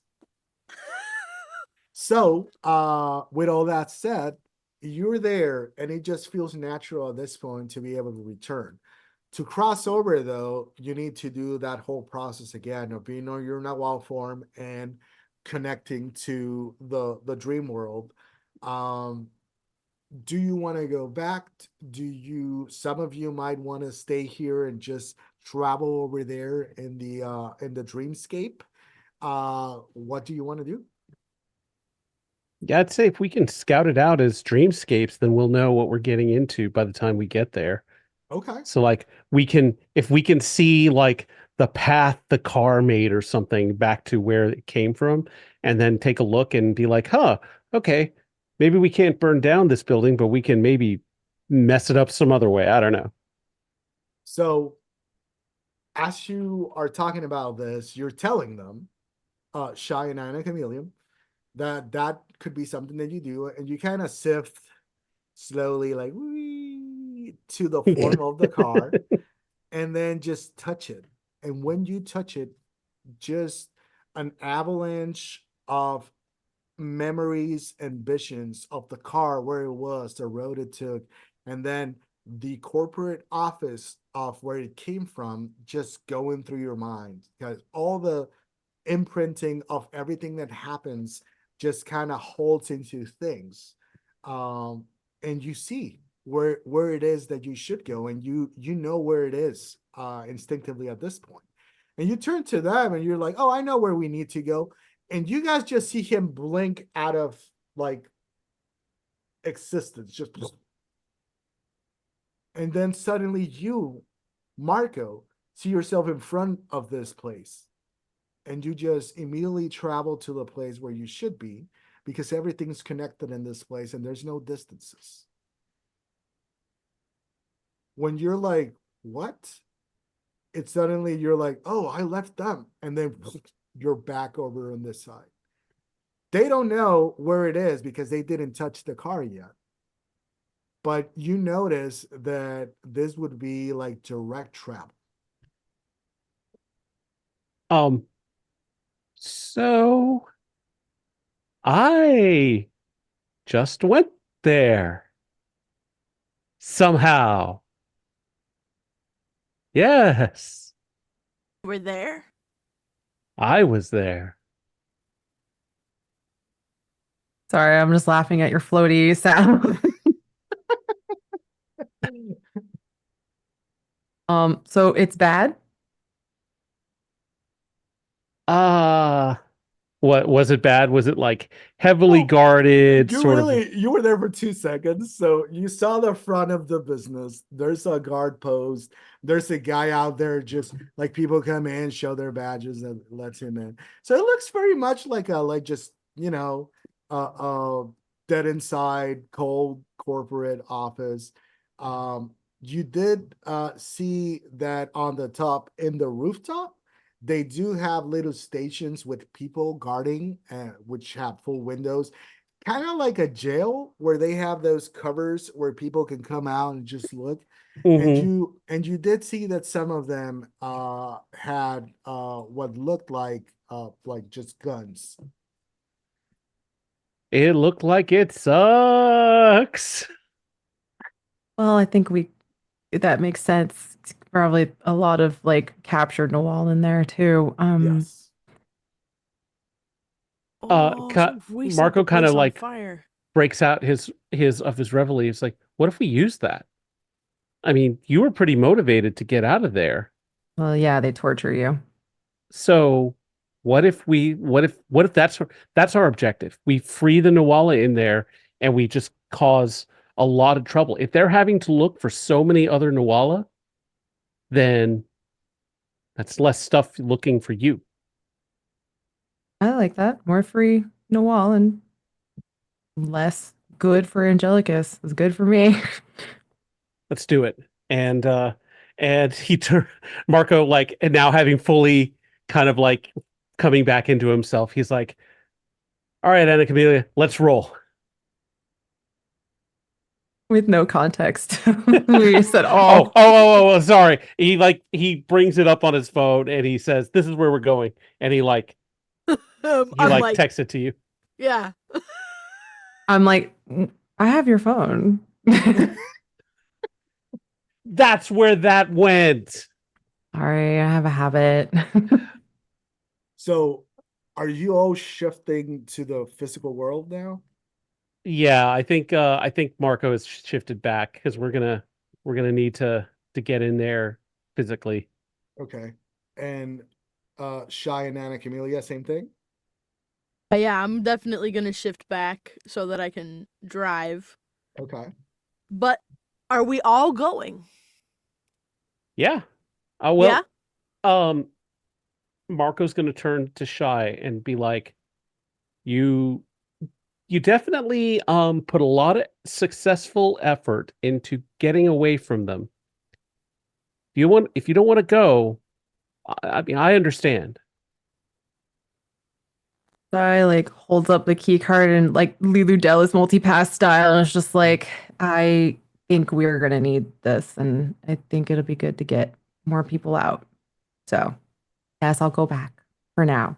But if this goes bad, I'm never speaking to any of you again. No, I don't know. I'll cry. But it's fine. Fair on all accounts. All right. We have our heading. And then Is Luis okay? Well, We just how you doing, disappeared and then cuz? pop back in. suddenly, yeah, you come Wait, back what? and We fully Louis disappeared and then popped back. That's Louis wild. is just like when you pop like at the same time. Just all three of you just. Also, you're in your Nahual form, so just the three gigantic beasts that Luis has been very afraid of. Sees just show up on the car again. You barely fit in it. But he kind of calms down. I was like, I gotta get accustomed to that because now I'm one of you guys, and you're not gonna let me behind, okay? I may be made of crystal, but I got heart, and I'll be there. And if I need to break, I'll break. But if it gives you a chance, I will give it because I was an asshole earlier, and I am no longer cuz. that asshole. Okay. What a powerful, quick transformation that was. I It's love like that a for you. whole 2 hours ago. Yeah. I love it. Speaking of, I was checking in to see the stream is gonna be around 3 hours. Do you want to get a break before we go into heist mode so that you can drink water, have a bio break, do whatever you need to do right now? Sure. Sure. Let's get some water. Okay. And then we heist. Yes. And then we heist. Moisturized, hydrate, heist. Important orders. We're gonna take a small break as we do. If you're watching, if you're in the audience, thank you so much for coming over. For those who have donated, thank you. The fundraising is the heart of doing this show. We will be back shortly. I'm gonna say about 5 minutes. And then we will go into the heist. Thank you for being here. Diversity Saves, thank you for hosting us. And we should go out in a second around here.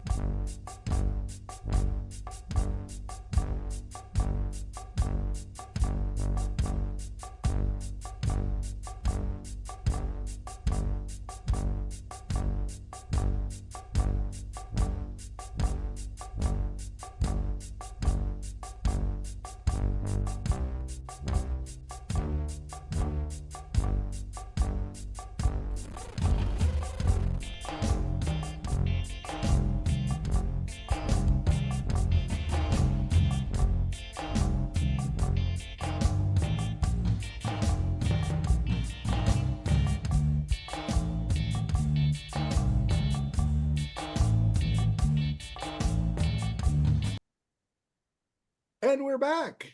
After a little break, we figured out that Nahuals have this ability to jump into a dreamscape that overlaps with the physical reality of the world.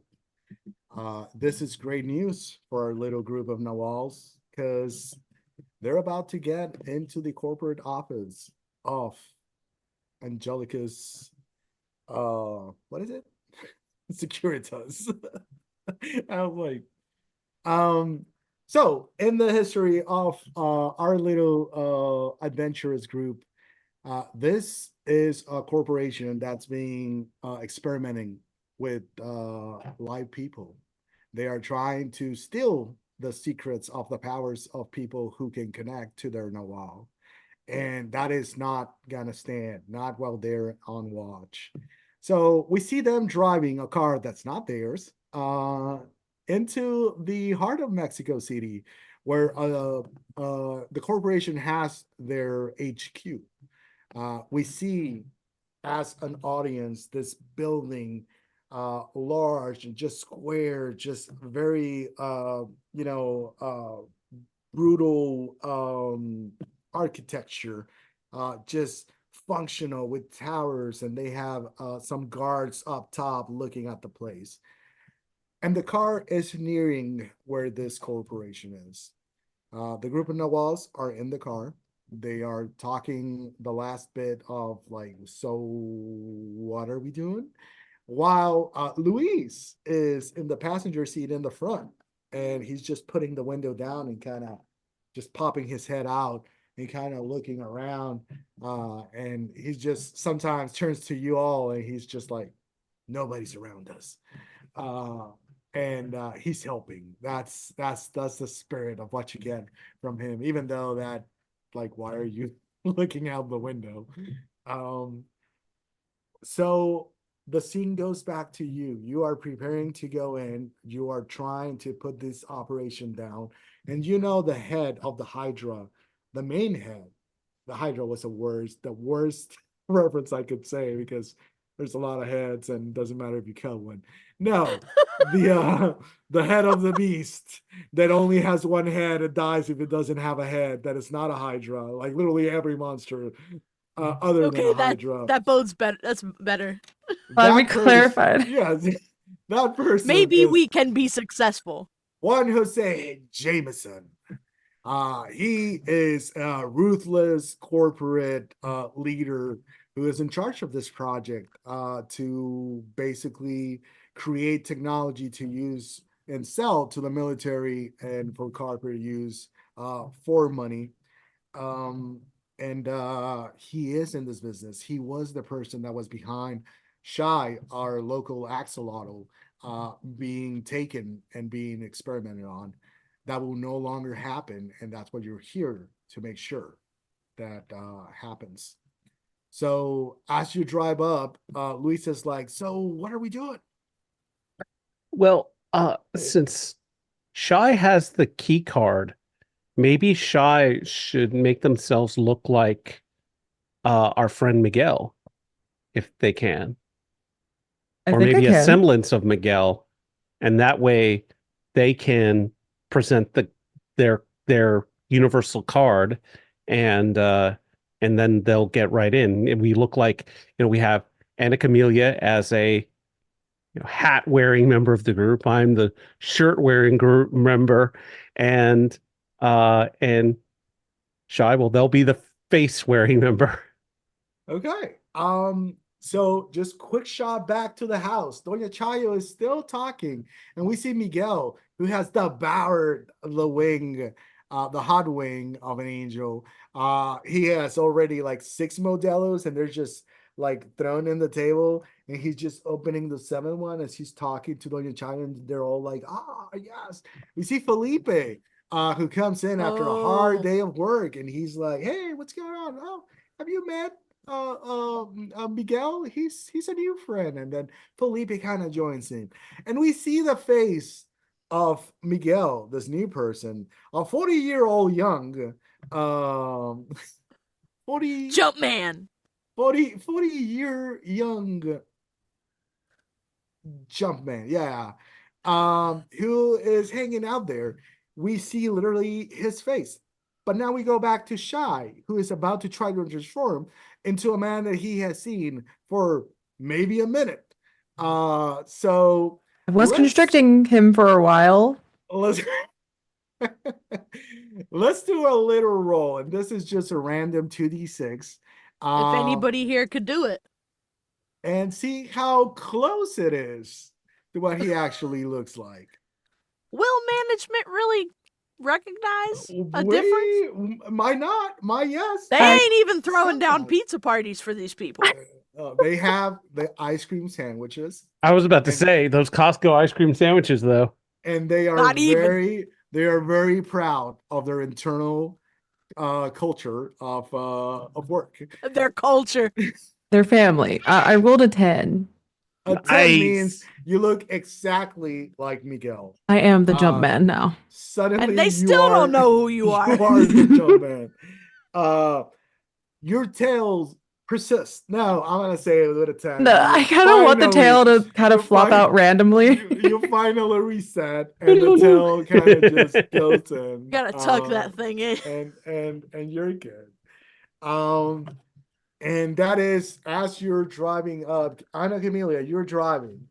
So you are the first person to interact with the people. What are you gonna do? The guy is there. He just like the car in front of you guys just goes in. The thing comes down, the plume, and stops you, and he comes out of the window, and you roll up to him. Your window goes down. Is there in this vehicle any kind of like paper or like parking pass tucked into the visor? Or even dangling? Parking pass. Yeah, I want to say there's a parking pass there. Okay.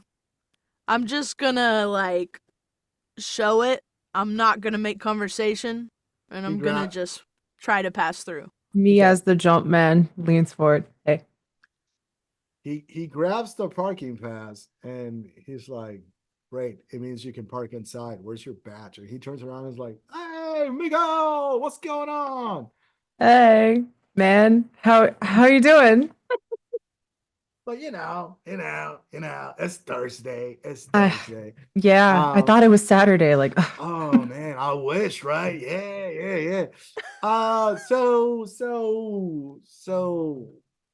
he at that moment he kind of like connects again to what's happening, and he's like, "So, your badge?" I'm training. Oh. They ain't print one yet. He turns around, Miguel. You're training people now. Oh, corporate ladder, bump me up. I know. Oh, big boss right there. Like we were just talking about it. Like all the problems that you have. You got 7 kids. You gotta make it. This is definitely gonna help. The little Miguelitos, like really. Yeah, like Miguel Jose, Miguel Juan, Ana Miguel. Okay. Well, I just need your badge and you're good to go. I mean, I didn't know. It's like you should drive on the front or something. I'm training him. Like they can do the driving for me. Look, I'm not the trainer. What? Like, let me take that back. What do I know, right? And Shy flips the prototype, the thing real fast, and it shifts to what they think the badge should look like. So when you do, that's exactly what happens. It turns and kind of takes the form of a badge, and when you show it, he sees exactly what he's looking for. It really is a key. And he's like, magic key. You know, it's bureaucracy, but it's good to go now. And he just pushes the button and the things goes up. And, thanks, man. Yeah, Miguel, no problem. I love when he calls me man. I feel just like You're like a young dude in a place. Yeah. I feel like a young dude in a place. I'm seen by Miguel. A pungent young dude in a place. That dude Look. is one of the places. You'll drive in and get to the parking lot.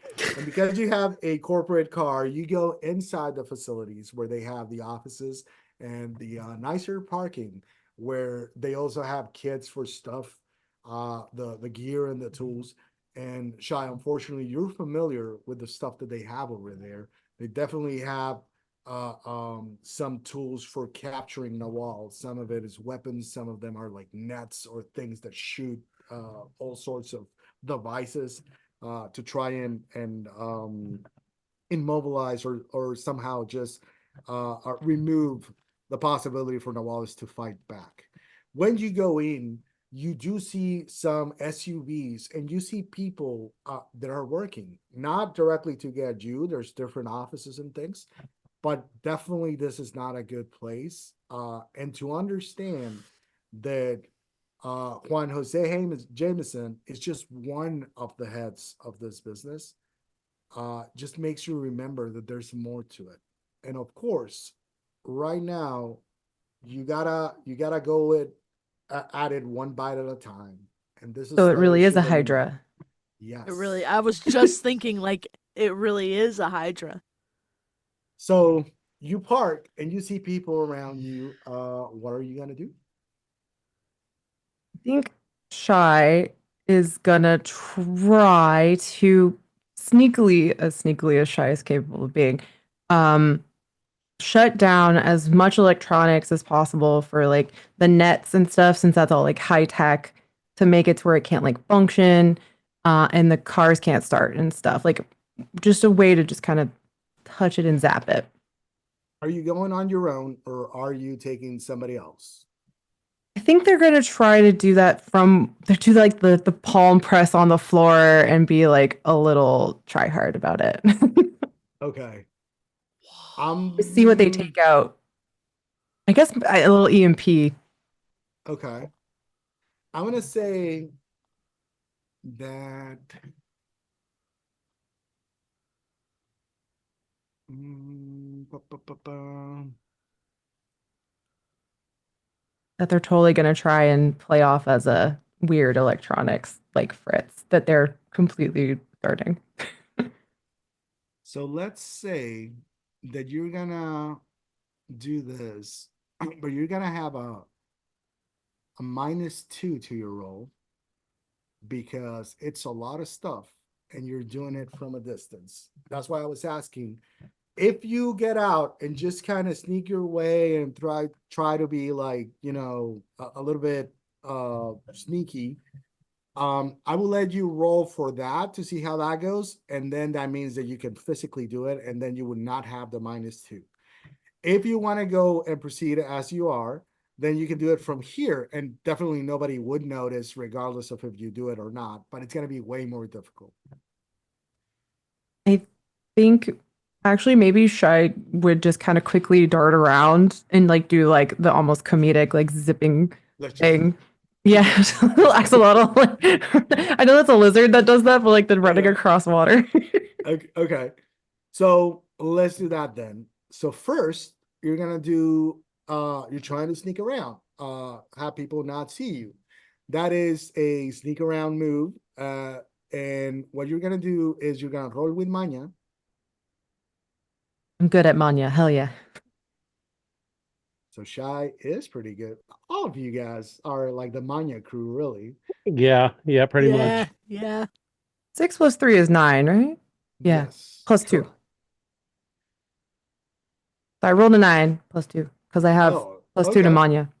That's an 11. That is a full hit.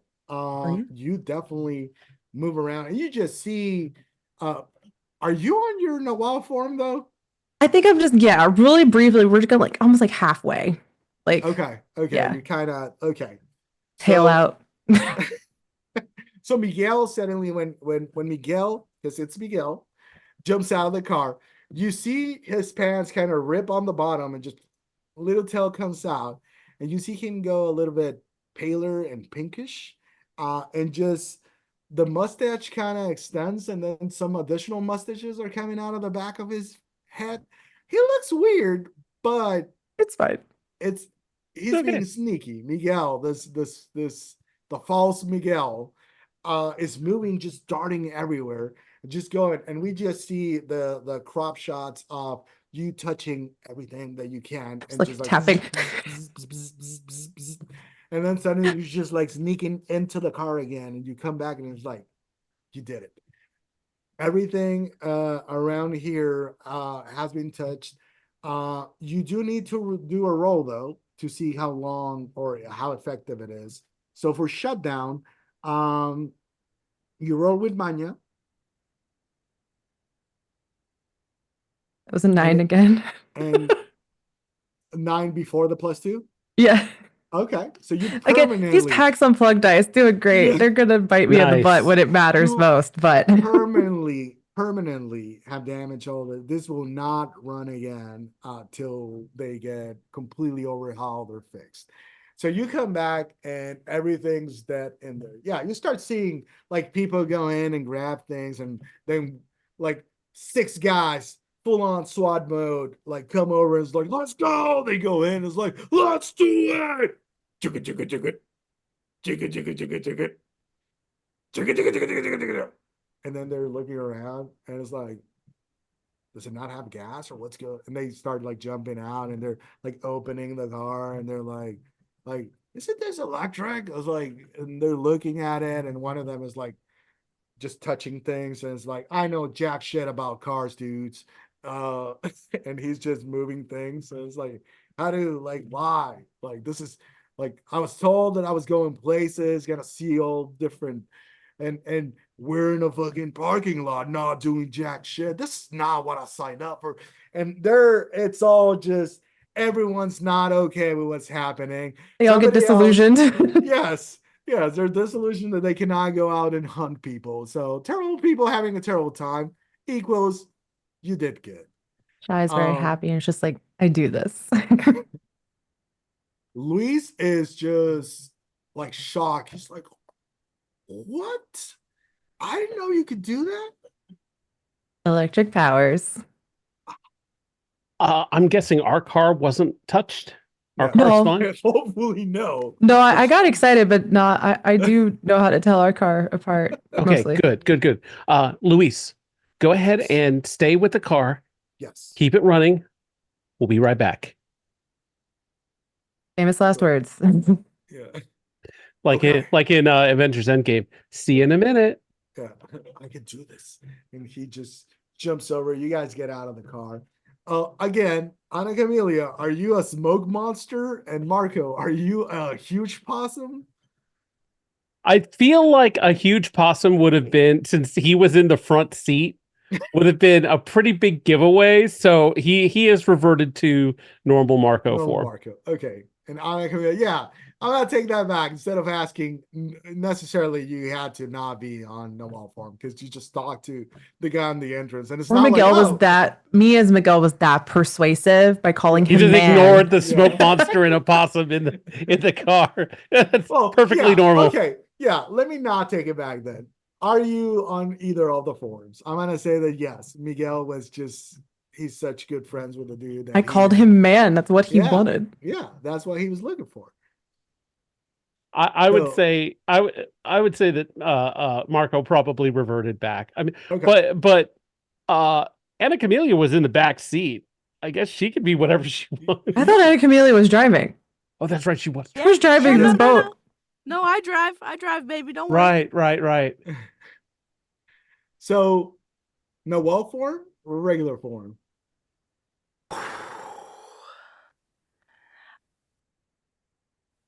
I think I was not in Nahual form when I was driving.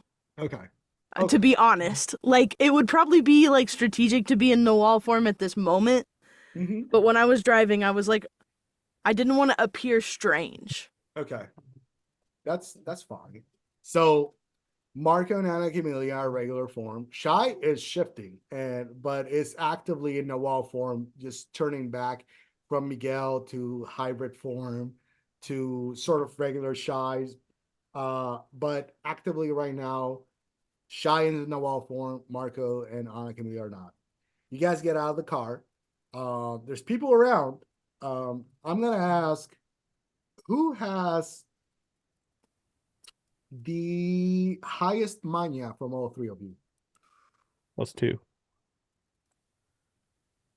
+2. Oh, I think we all have +2. everyone has +2. Manya crew. Oops, all Okay. Manya. Okay. Rollies? So Are we about to do like a Captain Planet, like like Manya, Manya, Manya. Manya! Like, by your powers combined, I am just Manya Man. It's like, Yes. yeah, Jumpman, and it was Captain Manya, not Manya Man. It's cool. But sure. So all of you are. I'm gonna say that all of you, because you're not actively going to the people, you're trying to sneak around. Manya 2 for all of you means that without an issue, you start moving, and get out of the parking lot. As you go, you start going through this labyrinth of corporate offices, different places. You get to a door, it has a scanner for a card, one of those that has different accesses, and that's how you let people in or out of where they are supposed to go. Shy, immediately as you start moving through it, you are backtracking through the path that you took to escape. So you know exactly how to go about this labyrinth to try and get back to where they were holding you. And hopefully, by doing that, you will go back to where they would be holding anybody else that they have at this moment. This way. Hopefully, this isn't a giant trap. And as you say that, you're like, you turn around and you see you're coming back to the place where you escaped. And you got two Nahuales with you. And you start getting a little bit paranoid. Like, is this all something that was set up? And are we walking back? And now am I walking back to get other people to unfortunately live the horrible experience that I lived? And you're doubting yourself a little bit. I'm just gonna let it there because it is something that you connect from everything that's happening. And the reader is right there, and you have the key made from your bones. What do you want to do? I look, like, kind of hesitate and look to the other two, just like, is this a good idea? Like, I know we're way too far into this, but like, should we be doing this? Probably not, but we're here, so yeah. Well, you got me there. Okay, and just like puts the key reader, like, key on it. He's doing that thing from Futurama where the guys were like it's like smiling but then horrified. They're like it's a superposition of reactions to maybe possibly a bad idea. Well, while they are loading up that key, I'm just like, we have to. One of them could have been you. That's a good point. I don't like that, but it's a good point. Okay, fine. Put the key in there, and it turns into like a key card, and then the reader beeps and gives a green light, and the door just opens. You go through this hall, and you start walking around, and you do see that there's like cameras, but you had figured out a way to go around them when you came out. While you were here, and you were being moved, you were being very attentive to understand everything around you, to wait for that moment where you were able to bounce and run away. So you understand that there's all this systems of just protection, for them not to lose what they call specimens, but as people. Obviously, it's not the same arrangement, so I'm going to ask you to lead them through this by doing another attempt to sneak through it. Am I rolling with Manya again? You are rolling with Manya. Thank goodness. Okay. Ooh. And That is, what is this? Ana Camelia, at the same time, if you can, please prep to roll with Instinto. Because you're kind of looking around to see anything emergent. If anybody comes out of somewhere, and you can catch something that's out of its place or that can help you out. Open the doors of perception is a roll or a move that's initiated by somebody that's looking for something to gives you additional information on the scene that you are.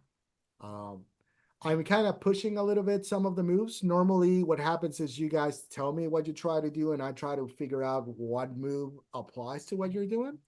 But as we are playing for the first time as a group, I'm doing that just to kind of, push the fiction off it or explain why something like this could happen. Val, what you got for your roll? I rolled an 8 plus 2 is 10. Awesome. Yes. Sneak around. When you sneak around a watchful threat, you roll with mania. On a head, you move past or close your position. On a 10, you choose 2 of the following. You can seize an exposed asset or resource, bring others along with you, and take a secure or strong positions. Bring others with me, Of obviously, so course. these 2 can come with me. Yes. What was the list again for the other? Seize an exposed asset or resource, and take a secure or strong position. I'll take the asset, Okay. the resource. So, as you're moving along, you do see that they have this long tool that that the people use in the room where they held you. And it is an electric baton that they put against people, and it incapacitates somebody if you turn it on and use it on them. You see that they have a couple of them right there in a table, and it looks like this is kind of like a engineering bay where they're fixing the tools that they use for the stuff that they do. So you have access to them if you want to pick them up. I think Shai's just gonna take them and break them because there's no way that they want to use the stuff that was used to torture them. So Absolutely. Okay. You see that Shai, as he's as they are sneakily like guiding you, finds something like this long, almost bat-like, like baseball bat-like rods, and instinctively goes to them, grabs them, and just breaks them against the same tables where they were being worked. And they are thrown over there, and you do feel that this emotional response to it is somehow connected to the fact that these probably were used to injure and to contain Shai previously. Ana Camelia, what is your role? Whew, well, we got a 6 because of that minus. Okay. So, on a 6, you unfortunately do not see them in time, but as Shai is breaking these rods and everything, a group of people are coming in, and they are dressed kind of like the people out there, but they have different markings, and you don't know in this moment, but Shai will recognize them when Shai turns around and sees them. They are the security team inside that kind of holds the pens for the Nahual that they have. And there are 4 of them, and they walk into the room, and they, because you were sneaky before, they don't see you immediately. But they are in there now, and you cannot get out there unless you do something. For the moment being, you, Ana Camelia, notice it, turn around and kind of put your hand and kind of give them the nod and attention. So Shai, Marco, you also are alerted by Ana Camelia. And this is kind of like a space, an office space, like cubicles all around, kind of like the Matrix. And you do see the upper torso and heads of the guys just walking around. It's like, where are the fucking rods, dude? And they're walking around. It's like, I don't know. Okay. Let's see. We gotta move. And Be suspicious. yeah, I'm gonna, or real quick, Marco's gonna say, if I turn into my Nahual, can you act like you're escorting me back to the pens? Yes. Sure, I'm Jumpman. I can do whatever I want. All right. So mask comes up, and oh, grab that thing, and Marco points to what looks like a giant like grabby claw. It's like a man catcher. Okay. And so he turns into his possum form, and you two are going to reenact the possum being dragged away from the football field in the Texas Tech game. And so, Which like, was the defining characteristic of your. it started this whole thing. So yeah, Marco is gonna be in his Nahuale form, Okay. in Nahual form, and he's gonna have his little hand splayed on the floor, and you two are gonna be dragging him away. He's gonna be just hissing away. So I'm gonna have you mark 1 stress Okay. because you do not have any enhancers at this point. You have used both of them. Last session you used 1. This one you used 1 to go to the dreamscape. Okay. Because you have your mask that normally you pay 2 stress, because you have the mask that is 1 stress you don't pay, and then you still pay 1. If you have the enhancer, you wouldn't pay any stress. That's why we previously had not used any stress. You kind of connect to this natural power, and like you said, turn into your Nahual form. And the next shot we see is Shy and Anik immediately just pulling you, and you're on the ground. You're like, and the other guys are like, get him. It's like they get riled up. It's like, wow, I had never seen a rat Nahual. And you're like, directed hiss. A rat in a wall. So yeah, And Marco takes one damage from that. Or yeah, Shock hiss. Psychic Nahual damage. So yeah, the plan is sound. They absolutely believe it because 1, they know Miguel. They turn around and they're like, "Whoa, I didn't know. I thought you were driving, man." I got promoted up the corporate ladder, man. How are you doing, man? Shit, you know what? You deserve it, dude. Thank you, man. You work so hard. You never complain. You work hours without getting paid. That's the kind of person that deserves everything, man. And it's like the other ones are like, okay, so We're family. At Olive Garden, we're family. Yeah. I put an appropriate possum meme into the Discord. Yeah. Let's see. So you make your way out of this place, this section of it, and as you do, you're getting closer now, and to the room where you know that they used to hold Shy. Shy knows that Shy was held here. Shocked. Was tortured here, yeah. Yeah. You're like, hey, I used to be tortured in this room. And when you get to the door, it's one of those same sliding doors with a key thing. And you know that your key will open it. What do you want to do? Do you want to straight up just open it and go in? Yeah, I think at this point, Shy is just like multi-pass. Like, it's on there. Put the key, it transforms into what it needs to be. And you see it slide open. And you're instantly hit with memories as you see the room, as you smell the smell, that clinical, a weird, a little bit artificial, stringent smell. I might say pungent, but we already have pungent as something else. I was gonna say, is that a young dude in a place? No, young dude in a place. It is not. It is the contrary of it. The opposite. Yes. But within it, there's new smells. An old woman in a void. gets her. And you do see people in there.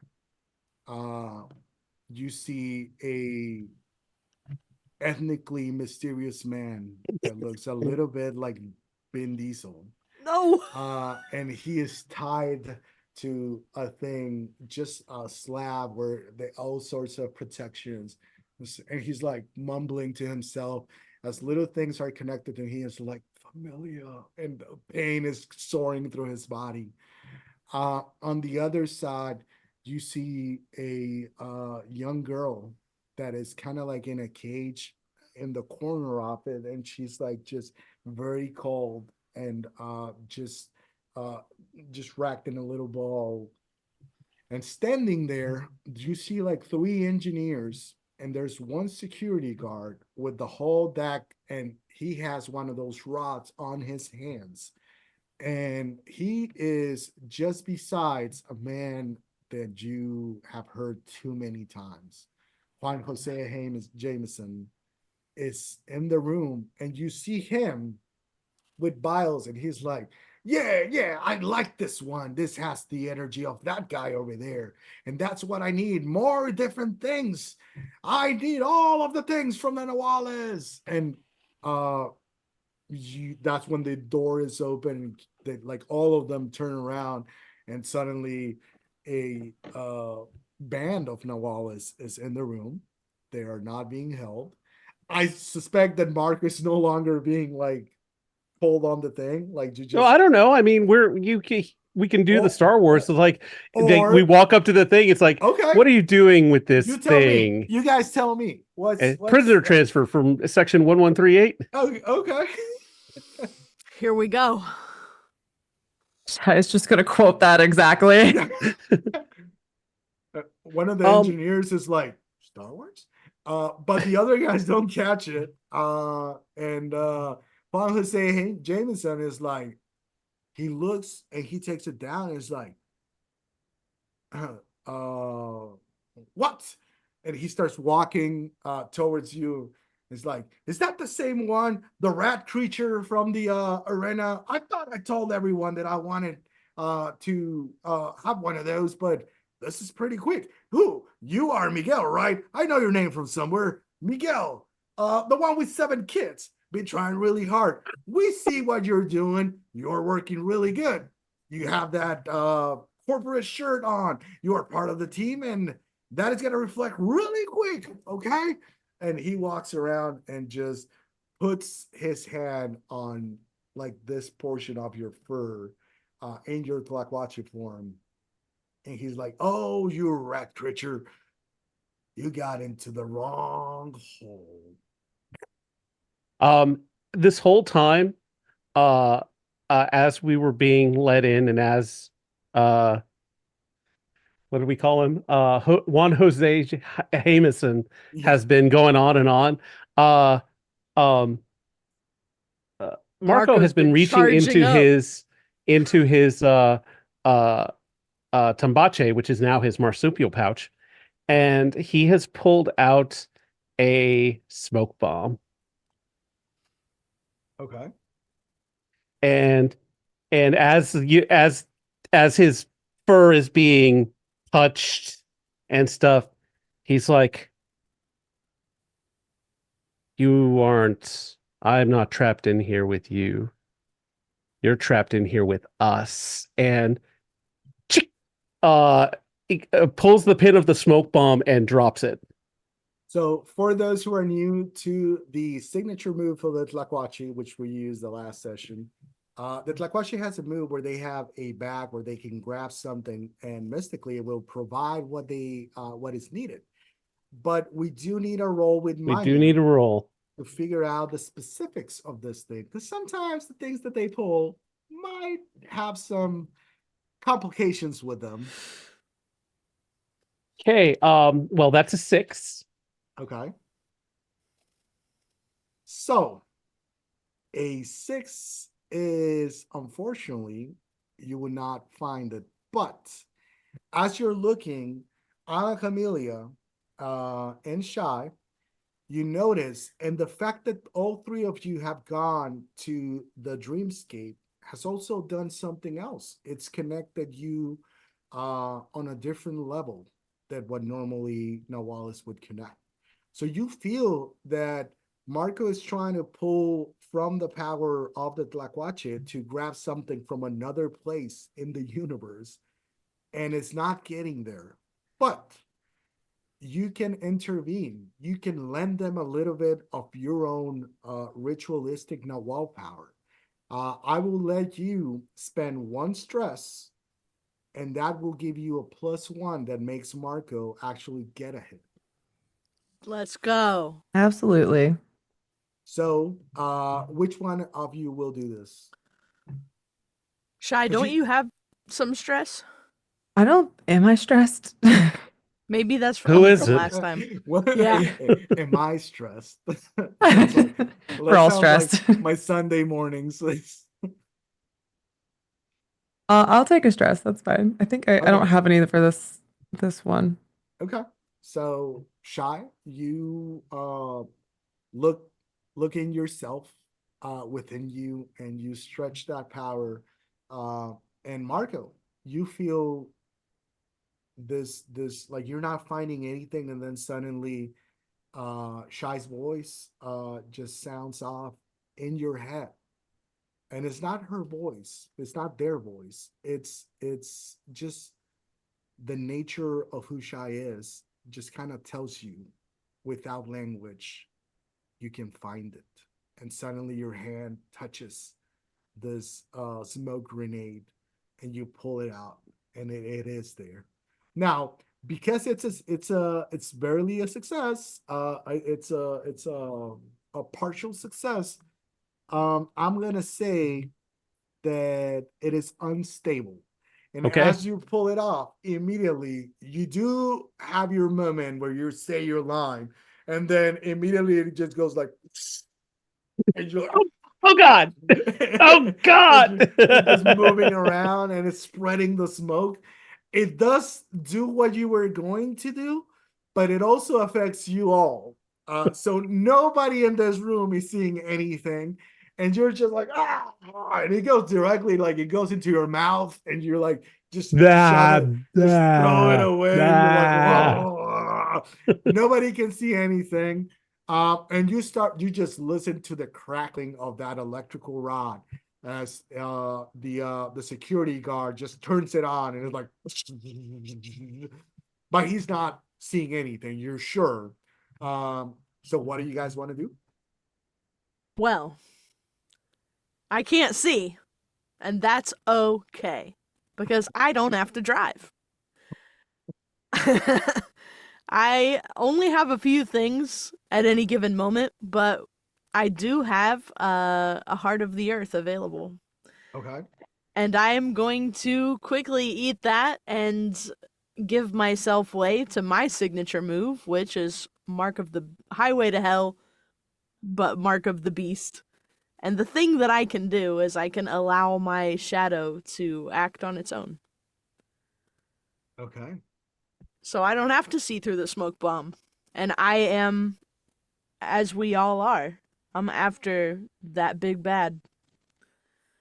Okay. With Obsidian Dagger in tow.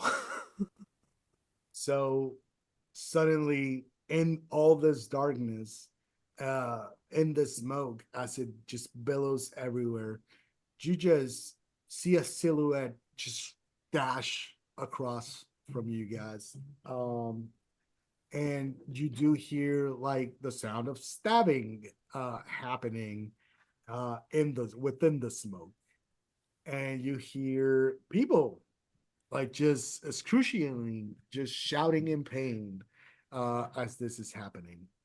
And underneath it, you kind of hear this muffled, giggly laughter that is vaguely like Ana Camelia, but it's also halfway not Ana Camelia. Marco, Shy, what do you want to do? I think Shy's gonna go try to make their way as best as possible through the smoke to break out the kid from the cage. Okay. I'm gonna say that because of the smoke, you're gonna need to do an instinctive roll. Sure, that's only a +0. It's fine. Yes, It's yes, better it than is. mine. That's a Vibes. 5 + 4 is 9, right? Yes. Yes, Thank correct. you. I'm over here like, I know, like, again, I have dyscalculia, so I'm like, hold on. Bust out the fingers. Yeah, I rolled a So 9. with a 9, you do make your way through the smoke as best you can, and suddenly you bumped into something, and you recognize this is the cage that you saw, and within it, you can hear the sobbing of the girl that you saw when you came in. Being on your hybrid axolotl form, you put your hand against it, and you are able to just pull it, and it just latches off. And you hear within it, the sobbing kind of calmed down, and it's like, what? Who is there? We're gonna get you out of here. And Shy's like, I have no idea how to console a small child. I don't have 7 kids. I'm not actually Miguel. So they just kind of scoop the kid up if possible. Okay. And they're like, yeah, got you. And the kid is like, just kind of poses onto your shoulder, and it's Okay, like, that's adorable. I don't Aw. want to be here. Thank you. Gonna get you out. Marco. I'm picturing the dragon from Spirited Away. Oh, Yes. Long shy. Marco, what are you doing? Well, he's going to try and find the security guard and snatch that cattle prod away from him. Okay. You start moving in the smoke, and as you do, you feel like there's people really close to you at the moment. You Mm-hmm. suddenly bumped into someone, but when you do, you kind of like just slash with the hands and with your possum tail, and Mm-hmm. the smoke kind of opens a little bit, and you can see Anna Camellia. The smoke has turned a little bit like hard material, and it looks like Anna Camellia is completely decked out in obsidian slabs, like an armor, Mm-hmm. and they also kind of like overlap and just leave one hole where one eye is coming out, but the eye completely looks inhuman. It is looking directly at you, and you see the dagger that you are very familiar with, and it is Ana Camelia in full Diablo mode right now. And you're a little bit surprised, uh, but just besides, you see as you kind of opened up the zone from the smoke, Mm-hmm. the security guard comes over, and you see in the ground the 2 engineers are there, and they're grabbing like these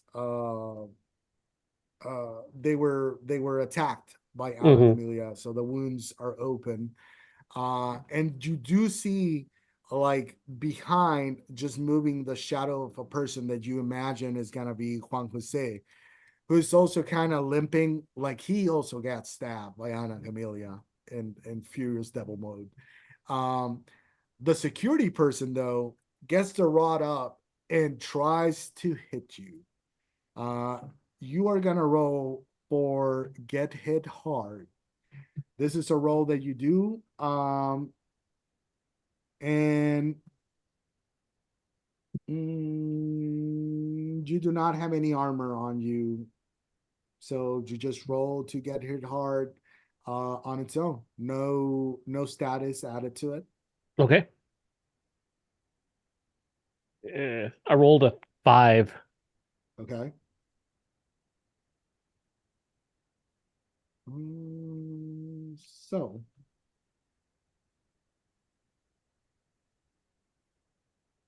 So that is not good.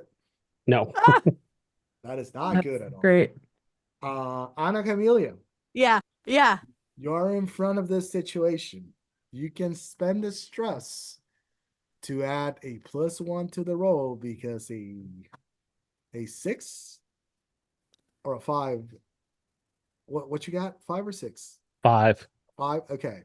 Okay, I have a So, question. yes. Did I My need to question. add anything to that? Or was that a gotta roll? Only if you had a armor. Oh, okay. Yeah, would just that a help? 5. Yeah. You were gonna say, Ana Camelia? Okay. Do I have the option? I can either give 1 stress, but can I also would that definitely help? That helps trying to get there. Okay, But then my other that's question. still a 6. My other question is, am I able to see what's happening, and then do I have the option to move in front of it? Okay. So I'm gonna Because it's let not you. my turn. I'm gonna let you. There's no turns in this game.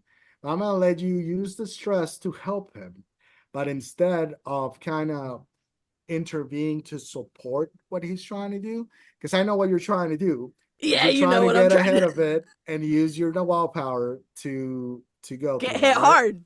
Yes. Because I So can't give him my shadow protection, but I can protect me. yes, correct.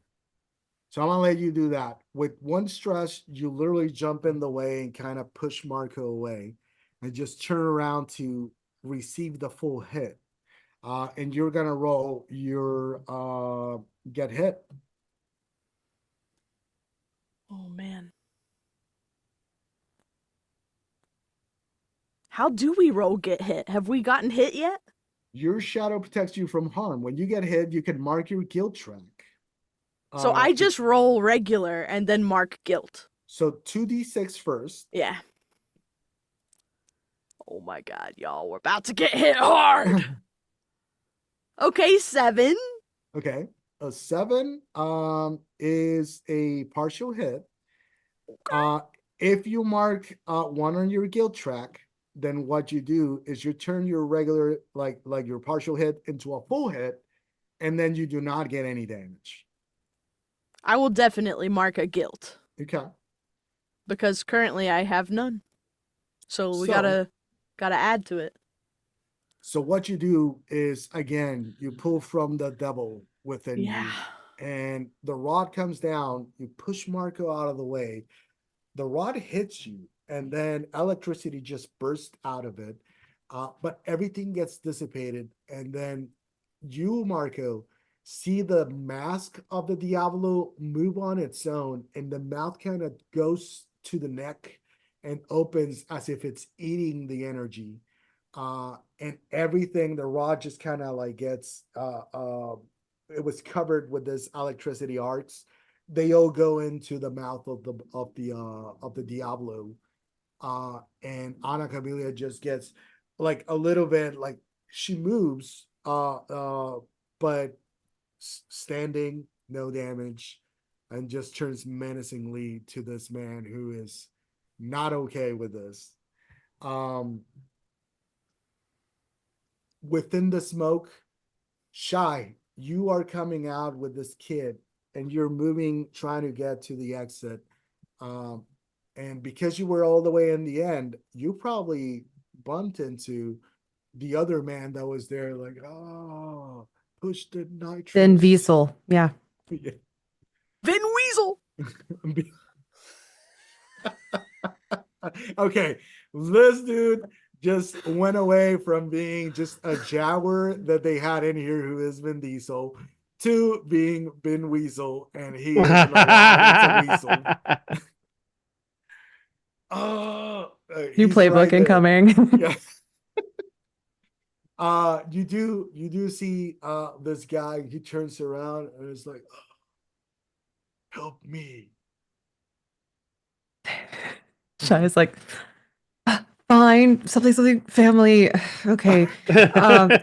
And like puts the kid down for a second. She's like, don't move. I'm not leaving you, but we have to get this guy who looks weirdly like Vin Diesel out, and then we'll get out.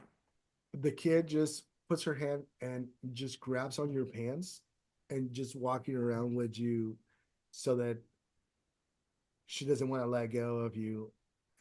I think Shy will grow out their tail a little bit and like, here, just hold on to this. I promise it's not weird. Just that gives me a little more space to move. It's furry. It's like a weird Furby energy. It's good. For the first time since you came into this room, you hear a little like joyful laughter from this child. She's like, it's squishy. And you start to move, you start moving and you go to a weird Bean Diesel. As my tail is just stretching. Just elongates. But yeah, I guess I will roll to get this guy out. Question mark? Yes. And all you need is 7 or more, because if it's permanent or not, it doesn't matter. You just want to release the electrical system that's. Am I rolling just in general? Am I rolling Manya or this do I get a plus or a minus? this is your same move that you just used for shutdown. That is Manya. Okay, perfect. +2. Yeah, because I got a 5 +2 makes it 7. That makes it. 7 is enough to get a partial success, which means it's not going to be permanent, but that's all you need. Because all you need is to disconnect the system. Suddenly, Vin Diesel kind of. Vin Weasel.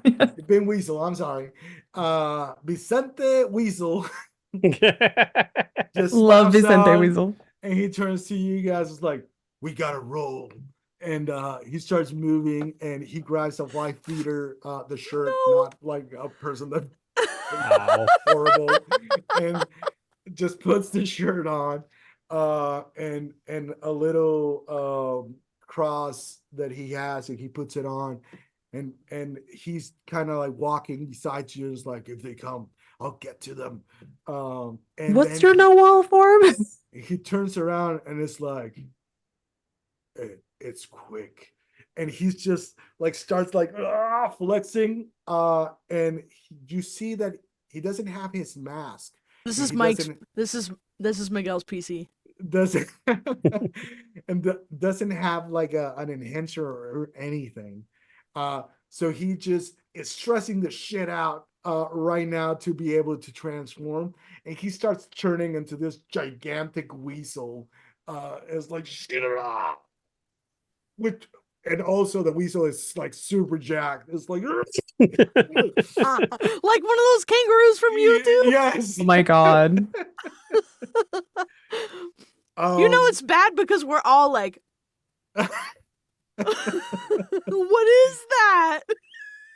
So Marco and Ana Camelia, the security guard, after hitting Ana Camelia, is kind of thrown a little bit back. And then he kind of swings that cattle prod thing, and the smoke kind of opens up, and you start seeing a little bit more off the room. You see in the end where you went in that Shy is running around, going out with this kid, and then there's the guy that was strapped over there, and now he's loose, but now you see the transformation. You see him go weasel mode, and he just turns around, looks at you. He looks at the Tlacuache, and he's just like, hey. It's like, hermano. Yeah. My brother in Berman. And they do the it's like Vicente Weasel, you son of a bitch. Clap. No. My brother in Vermin is very good. Yeah. This is like the Venn diagram of like stuff that gets confused for a rat. Yeah. And you do see Juan Jose that's getting to the door at the same time, and he stops and he's like, wait a minute, I know you. And he points at Chai. It's like, you escaped me once, but not twice. That's on me. That's on me if it happens. And he starts walking towards you, and he does not look like he's afraid, even though you guys are in the wall form. Okay, but I'm not Miguel. I am not Jumpman anymore. Are you, wait, hold on. Are you on axolotl mode or are you on Miguel mode? I think I went axolotl in the Okay. smoke. Oh no, no, Or maybe it was like halfway. Maybe what I'll do is like I look at like, oh my bad, man, I'm not. Like a ship, like, oh no, dude. Oh, yeah. Man. So what are you currently shifting to? I'm just shifting to a complete axolotl now. Just no Okay. Miguel, just complete axolotl form. He's Like, like, no, what? not. He's kind of confused now, but he's like, I used to have an axolotl, and I still do. And he takes a little syringe, and he just pushes him to his arm, and kind of goes like, tss. He's like, oh, do you think you're the only ones that have the secrets of this land? Oh, I am trying to sell this, but if I have to try it myself because these engineers cannot do their work. And he starts shifting. He starts but he's having the most difficult time in his life. You see him struggle. It's like, just wait for it and you'll see. And then Bing Weasel is like, just run, man. And he starts running towards the exit. It's like, I've seen him try this. It takes a bit. He just doesn't want to learn that he's not as good as he thinks, and he starts running out. Okay. I think Shy is just gonna be deeply like, what? And so Wow. it's the it's not Vincente Weasel who's transforming right now. It's the bad guy. It's the bad Yeah, guy. yeah. For some reason, my brain thought this was Vin Weasel, and I was like, no. Juan Jose Jameson apparently Okay. has syringes with the specific something mix of different Nahuals, and he's using them on himself. And the one that he used is the one that came from you. And he's biohacking. He's biohacking into an axolotl Nahual something. But he's struggling with it. It's not ready, it's not good to go. But he's like, I gotta do this myself. And it just been Weasel is like, he sucks. It's not gonna work like super quick, just run. Can Shy like walk up to this guy and just zap him to death? Yes. I will give up health. Like I will endorse murder here. So like whatever you need, I'll take like all the stress. Before this happens, you do have a security guard like fighting you guys, Ana, Camilla, and Marco. In a WoW RPG, if you have multiple Nahuals fighting as a pack, what you do is you get the most dangerous one of them, and you both are Nahuals level 1 right now. That is your level of Nahuality. So but in here, so it is 1. But because you're fighting in a pack, it goes to a danger level of 2. So now you are very dangerous versus regular people. And this is a regular guard. So both of the Nahuales just turn around and look at him. But only one of you, and I need you guys to tell me which one is gonna be the one doing the roll. Because whomever that is gonna do assail someone. That's when you go in and you fight them. That is rolled with Garra. And I'll let you guys decide who does the roll. I have a 0, Garra. I have a +1. I have a -2. Oh, it will not be you. Sounds like someone's getting stabbed. Yeah. Let's do it. Roll with Garra as you both approach, and this is an abstraction of both of you fighting as a pack. So let's roll and see how that goes, and then you can tell me how in the fiction that happens. Ooh, 9. That is a 9. I don't think that was 9 fingers, but you get it. No. Is this a 9 total or a 9 9 total? Okay, so a 9 total is you trade damage with them. So you are very dangerous to him. So you go in and he's swinging that electrical rod, and he does kind of like just graze you and hit you, and some electricity just runs off. Both of you are fighting him, but you overpower him. The tail of the possum maybe just grabs his leg. I'll let you guys explain, but you both just basically put him down. Just describe how you do it as a pair. Yeah, since Marco's just running support here, yeah, he kind of like feints one way and then does a tail whip at the guy's feet and kind of like throws him off balance. Okay. And Ana Camelia, how do you take that opportunity with your Diablo form in full motion? Does he fall? Yeah. He's thrown off and he's like, what? And I think what I will do is I will kind of move back around behind him as he falls, and I will, if I can, I would like to kind of absorb him into my shadow veil and then just stab towards myself. so But he's in the middle. So goth. Wow. You just kind of turn So into fucking metal. I know. this cloud of obsidian daggers move around, just recombine behind this person. It opens up and you kind of just grab him all and kind of put him inside, and then you stab yourself, I know. This is very Nightcrawler / The Crow. and then you open it and your armor Falls and the right smoke out. opens and he just falls out, just bumps Bam. down. He had a choice. He made that choice a long time ago. And you turn around and see Ben Weasel is all the way out. He is already in the hall. He's like, run.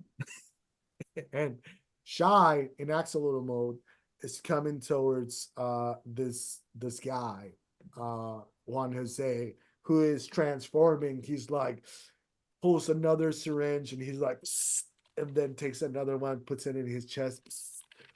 Psst. And you guys just run to get together. So now it's all three of you. Even though normally you would want, in the meta of the game to have the person that has the highest mania, garra roll, this is Shy's moment.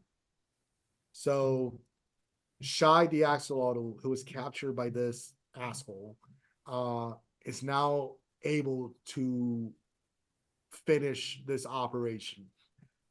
So both Marco and Ana Camelia just kind of circle around, and you guys start just kind of moving and supporting. And because you have that connection of having gone to the dreamscape, you kind of pass on all the energy that you have, because Shy is not going to fight throw punches or whatever. Shy is going to shy. And what Shy does is electricity starts just bursting from the body. And the guy's like, wait, I'm not yet there.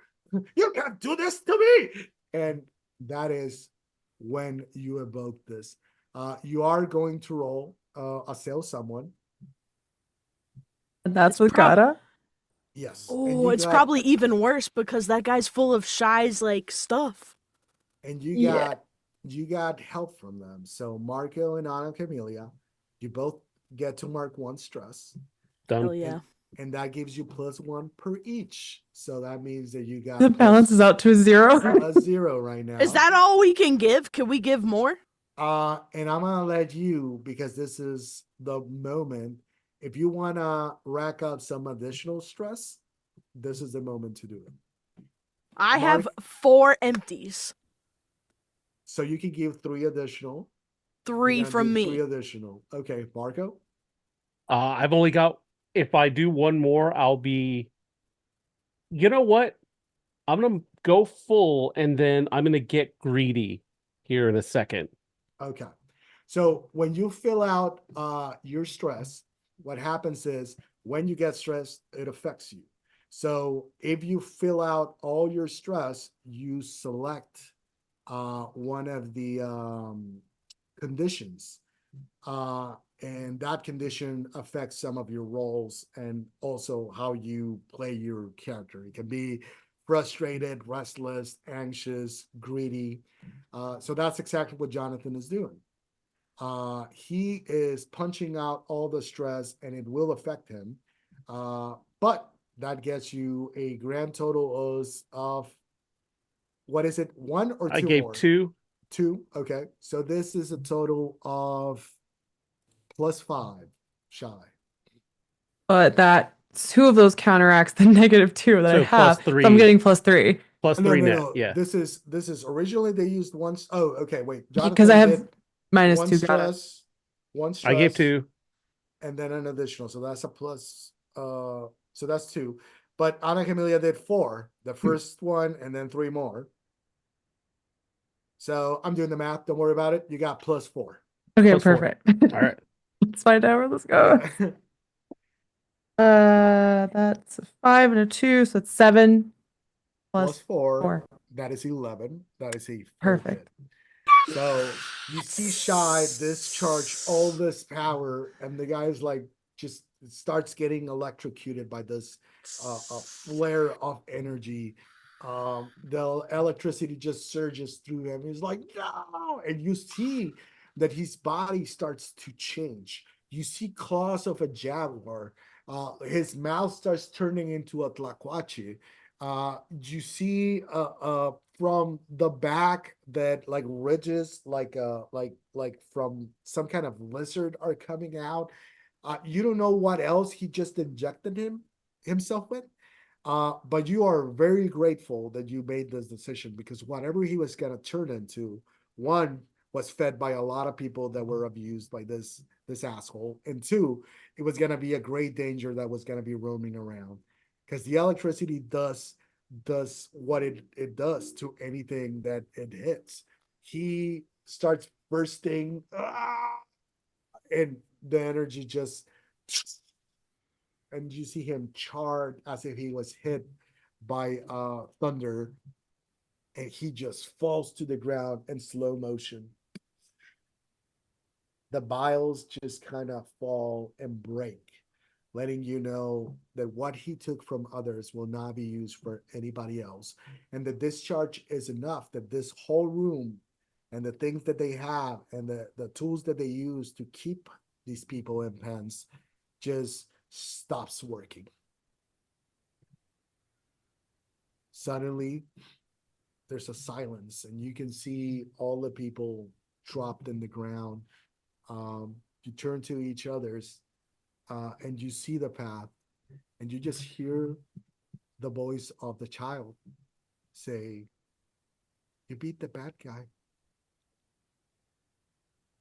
And she just smiles at you. Oh, I think Shy goes takes her hand. Like, all right, let's get out of here. Oh, cute. So, as this happens, all of you have the path where you need to go back. We are right there on time. We went a little bit over what we expected, but at this point, narratively, there is nothing that would stop you from leaving here. So you move away before people notice what happened. Go down, and Louise is in the car. And when you come out, again, like the door opens, and it's all of you and Ben Weasel and the kid. And you're all just walking, and you just turn around and just kind of nod at each other's and try to be like as inconspicuous as you can, and just go into the car. The ride back home is just very calm, but it's also very, like, you feel like a weight has lifted from all of you. You knew the story of Shy, Ana Camelia. Shy had confided all of this, and that is one of the reasons why you had connected. Marco, you had always wished that Shy had the like that they would grow comfortable enough to be able to share what happened. But the fact that they came, that you all did this, tells you that there's even more of a connection. there is this trust of doing this thing to resolve something that was so critical in their life. So all of you are driving back. You pass on, and Luis is driving. And it's like, hey, should we stop at McDonald's for something? And as he does, Marco holds up Juan Jose Jameson's wallet. He succumbed to his greed because he had maxed out his stress. And he's like, I'll buy. No, so anywhere else. Anna, Camellia, and Shy just look at each other and go, no, next place. So the scene just jumps over to another place. It is like one of those mom and pop shops where they sell flautas and you're buying there. And it's like, and Luis says, yeah, buying local is better, dude. And you guys are going through that. The little girl is just eating like she has never had food before. Vin Diesel is, I mean, being Weasel is sitting there. He has like a Corona, and he's just like, yeah, Wisely. this is what family feels like. He just chugs his Corona. With all that said, you were able to put down this this business, this whole thing that they had going over in Angelica's Securitas, and you have dismantled the tools they had to capture other Nahuals. You do know that there's more lines and there's more stuff that's being done there, and it is not good stuff. So definitely the Let's Talk About It crew has more stuff to do in the city. Not just selling the tacos, because you turn around and you're like, oh shit, haven't prepared anything because next week we got to do the thing. But at the same time, you have a goal. There's more to do. And then you see Ben Weasel and the little kid who is in a wall, and you're like, we got to help other people. And your crew is about to start growing. That has been Nahual RPG for tonight.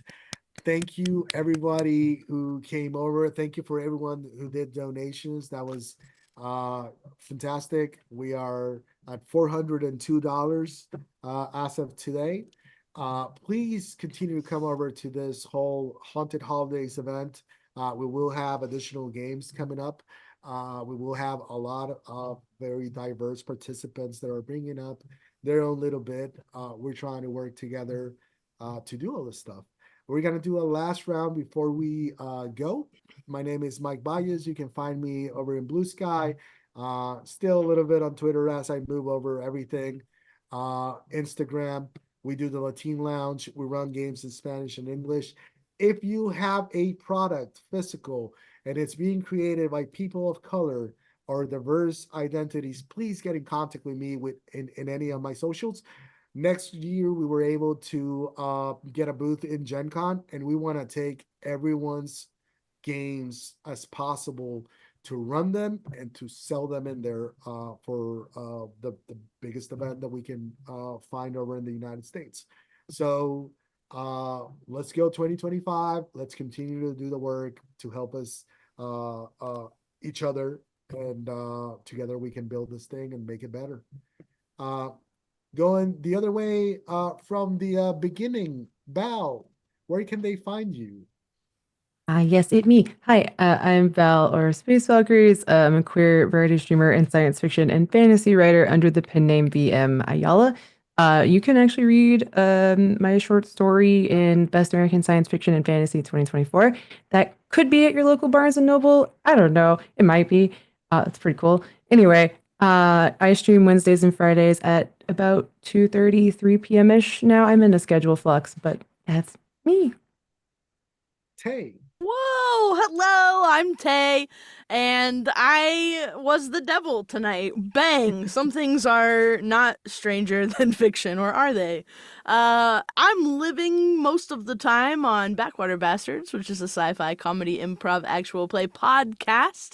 That means you can listen to it anytime, any place. It's everywhere that you get your podcasts, including YouTube, which is apparently a place that people look for those. Who knows? But it is there. And it's the greatest best friend story that's never been told. So, bam! If you like stories like this about absolutely stabbing the man to death, and then going to get something to eat, that's all it is. So, bam! That's it. And of course, I live on Blue Sky with all the other, non-questionable folks. Let's be real. And it's down there. So you don't even have to listen to me say it. Just like, look at all these people have their things right there. Bang, done. Next. And finally, Jonathan. Hey, my name's Jonathan, also known as Roadblock on Blue Sky and Roadblock Actual just about everywhere else, aka Instagram and the Hell site. I am a TTRPG performer. You can usually find me on Distinguished Adventurers. We are taking a break from the campaign, the main one, but we are doing one shots and other funny stuff like a Humblewood campaign based on the Apple Plus TV show Slow Horses, and a holiday one shot based on everyone's favorite holiday schlock movies. So those have been fun. We'll probably be continuing doing that until the end of the year. And you can also find us at our Distinguished Adventurers Twitch, where I stream sometimes.